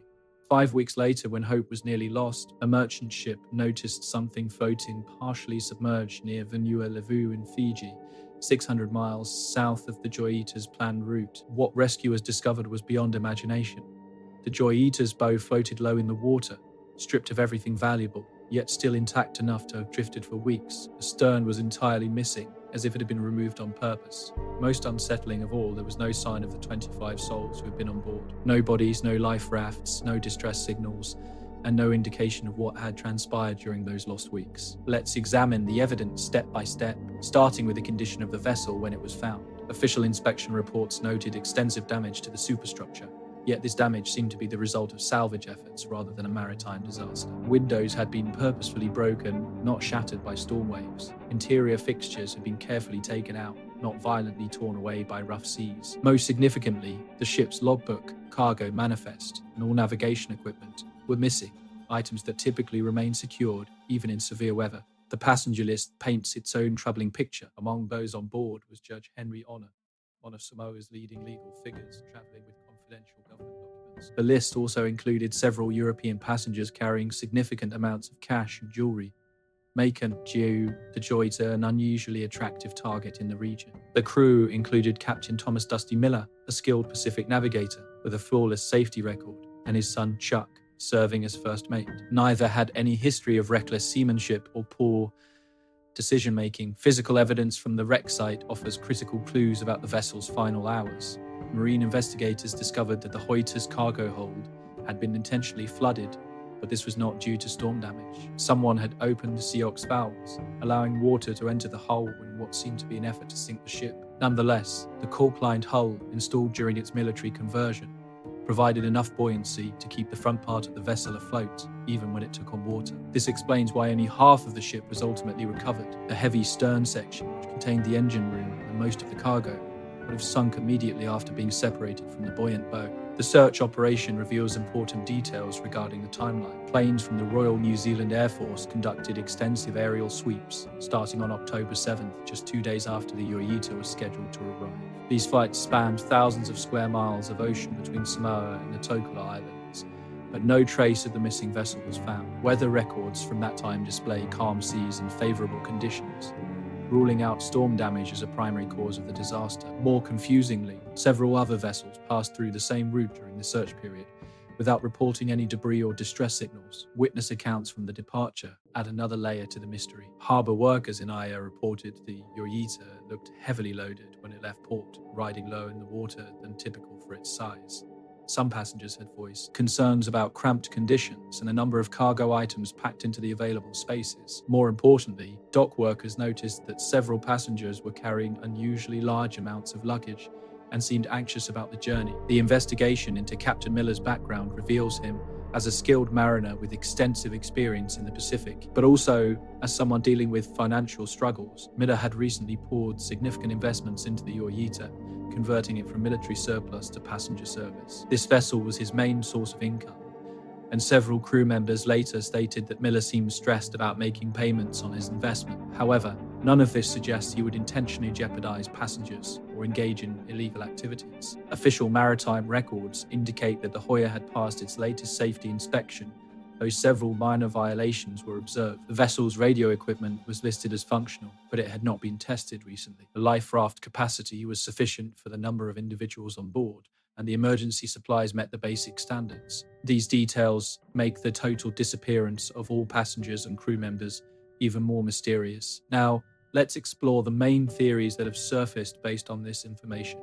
The first theory revolves around piracy and murder. This idea proposes that the Yoita was attacked by pirates who killed everyone on board and attempted to sink the ship after looting it of valuables. The intentional flooding of the cargo hold supports this theory, along with the organized removal of valuable items from the upper structure. In 1955, the South Pacific saw an uptick in piracy, especially around secluded island chains with little law enforcement. However, this rationale struggles to clarify why pirates would travel 600 miles south to dispose of the evidence, or why they would only partially succeed in sinking such a small vessel. The second theory is mechanical failure and abandonment. Maritime experts argue that the Yoita experienced a significant engine failure or hull breach, which forced passengers and crew to leave the ship in life rafts. In this scenario, the partial sinking occurred naturally, while the systematic looting happened over the weeks that the wreck drifted without supervision. Local islanders or passing ships might have salvaged valuable items before the official discovery. Although this theory accounts for the physical evidence, it does not explain why no signs of the life rafts or survivors were ever found, despite thorough search efforts covering all inhabited islands in the area. The third theory involves insurance fraud and staged disappearance. Some investigators suspect that Captain Miller intentionally sank his ship to collect insurance money, arranging for passengers and crew to be secretly taken to another location. The financial burdens Miller faced and the questionable circumstances surrounding the loading of the vessel lend credibility to this theory. However, the insurance payout was relatively small, considering the complexity such a plot would entail, and none of the missing individuals have ever been found anywhere else in the world. The fourth theory suggests mutiny and internal violence. This unsettling possibility indicates that conflict erupted among passengers or crew during the voyage, leading to violence that resulted in multiple deaths and the choice to sink the ship. Carrying sensitive legal documents may have made him a target for those wanting to keep certain information from reaching its destination. The careful way in which the ship was stripped and sunk indicates knowledge of maritime procedures that crew members would have. Each theory has supporting evidence, but none completely explains all the observed facts. Piracy theory does not account for the strange drift pattern or the specific items that were taken from the wreck. Mechanical failure explanation cannot clarify the intentional flooding or the systematic removal of valuables. The insurance fraud theory does not provide enough financial motive and would require an impossibly intricate conspiracy. The mutiny theory, while explaining some evidence, fails to address why no survivors ever came forward or were found. More complications arise when we look at the official response to the investigation. The colonial governments of Samoa and Fiji held separate inquiries that reached different conclusions, and some witness testimonials were never properly recorded or have since been lost. Several passengers on the Hoya had documents related to ongoing political tensions in the region, leading to speculation that the disappearance might have had political motivations that authorities preferred not to investigate thoroughly. Modern forensic techniques have been applied to the remaining evidence from the case, but with limited success. The wreckage itself was finally scrapped, destroying potential evidence that current technology might have been able to analyze more effectively. Photographs and written reports from 1955 lack the detail necessary for contemporary investigative methods. Attempts to find and interview surviving family members of those who went missing have not provided any new insights into their final days or any unusual circumstances before the voyage. The Jita case has influenced maritime safety regulations throughout the Pacific region, especially in relation to passenger manifest requirements and radio communication protocols. Modern vessels operating in remote Pacific waters are now required to carry more advanced emergency equipment and keep regular contact with shore-based authorities. These changes could have prevented a similar disappearance from going unnoticed for weeks, but they do not help us understand what actually occurred in October 1955. Analyzing weather patterns with historical data indicates that the wreckage of the MV Joita followed ocean currents that would have naturally carried debris from the Samoa-Tokolo route toward Fiji, but only if the vessel had drifted for several weeks before being found. This supports theories of a gradual sinking or abandonment, but does not clarify if mechanical failure, piracy, or other causes were involved. The timeline suggests that whatever happened to the MV Joita occurred relatively early in its journey, possibly within hours or days of departure. Psychological profiles of the missing passengers show no obvious connections or common adversaries that could explain a targeted attack. Most were ordinary travelers, government officials, merchants, families visiting relatives on the outer islands. However, the involvement of Judge Honory's legal documents and the significant cash and valuables carried by several passengers made it an unusually appealing target for criminal activity. Whether this was mere coincidence or a result of premeditation remains unknown. The search for the missing stern section of the MV Joita has continued sporadically over the years, employing increasingly advanced sonar and underwater imaging technologies. Deep water surveys have uncovered numerous shipwrecks in the suspected region, but none have been positively identified as the missing half of the MV Joita. The ocean floor in this area reaches depths of several thousand feet, complicating comprehensive searches, making them extremely costly and technically demanding. Case file number 7429 remains officially open, though active investigations ceased decades ago. 25 individuals disappeared without explanation, leaving behind families who never learnt the truth about their final moments. The evidence points to human involvement rather than a natural disaster. However, whether that involvement was criminal, desperate, or something entirely different may never be revealed. What is certain is that the MV Joita carried secrets into the Pacific depths that October morning, and only half of her returned to share a story that raises more questions than it answers, confronting us with the uncomfortable truth that some mysteries resist even our most persistent attempts at resolution. We have journeyed through 3 hours of darkness, from ancient lighthouses to modern enigmas across oceans that hold more secrets than answers. Each tale we've come across a wave in the never-ending flow of maritime mystery, a reminder that even with all our technology and understanding, the sea remains essentially unknowable. The lighthouse keepers are no longer present, the ghost ships have become part of legend, and the missing crews are forever silent. Yet their stories continue, shared from sailor to sailor, from one generation to the next, because they reflect something fundamental about our connection with the sea. As the fog rolls in and another watch starts, one fact remains. Somewhere out there in the darkness, beyond our lights and instruments, the ocean carries on its age-old task of creating mysteries that will outlast us all. The sea remembers everything and forgets nothing.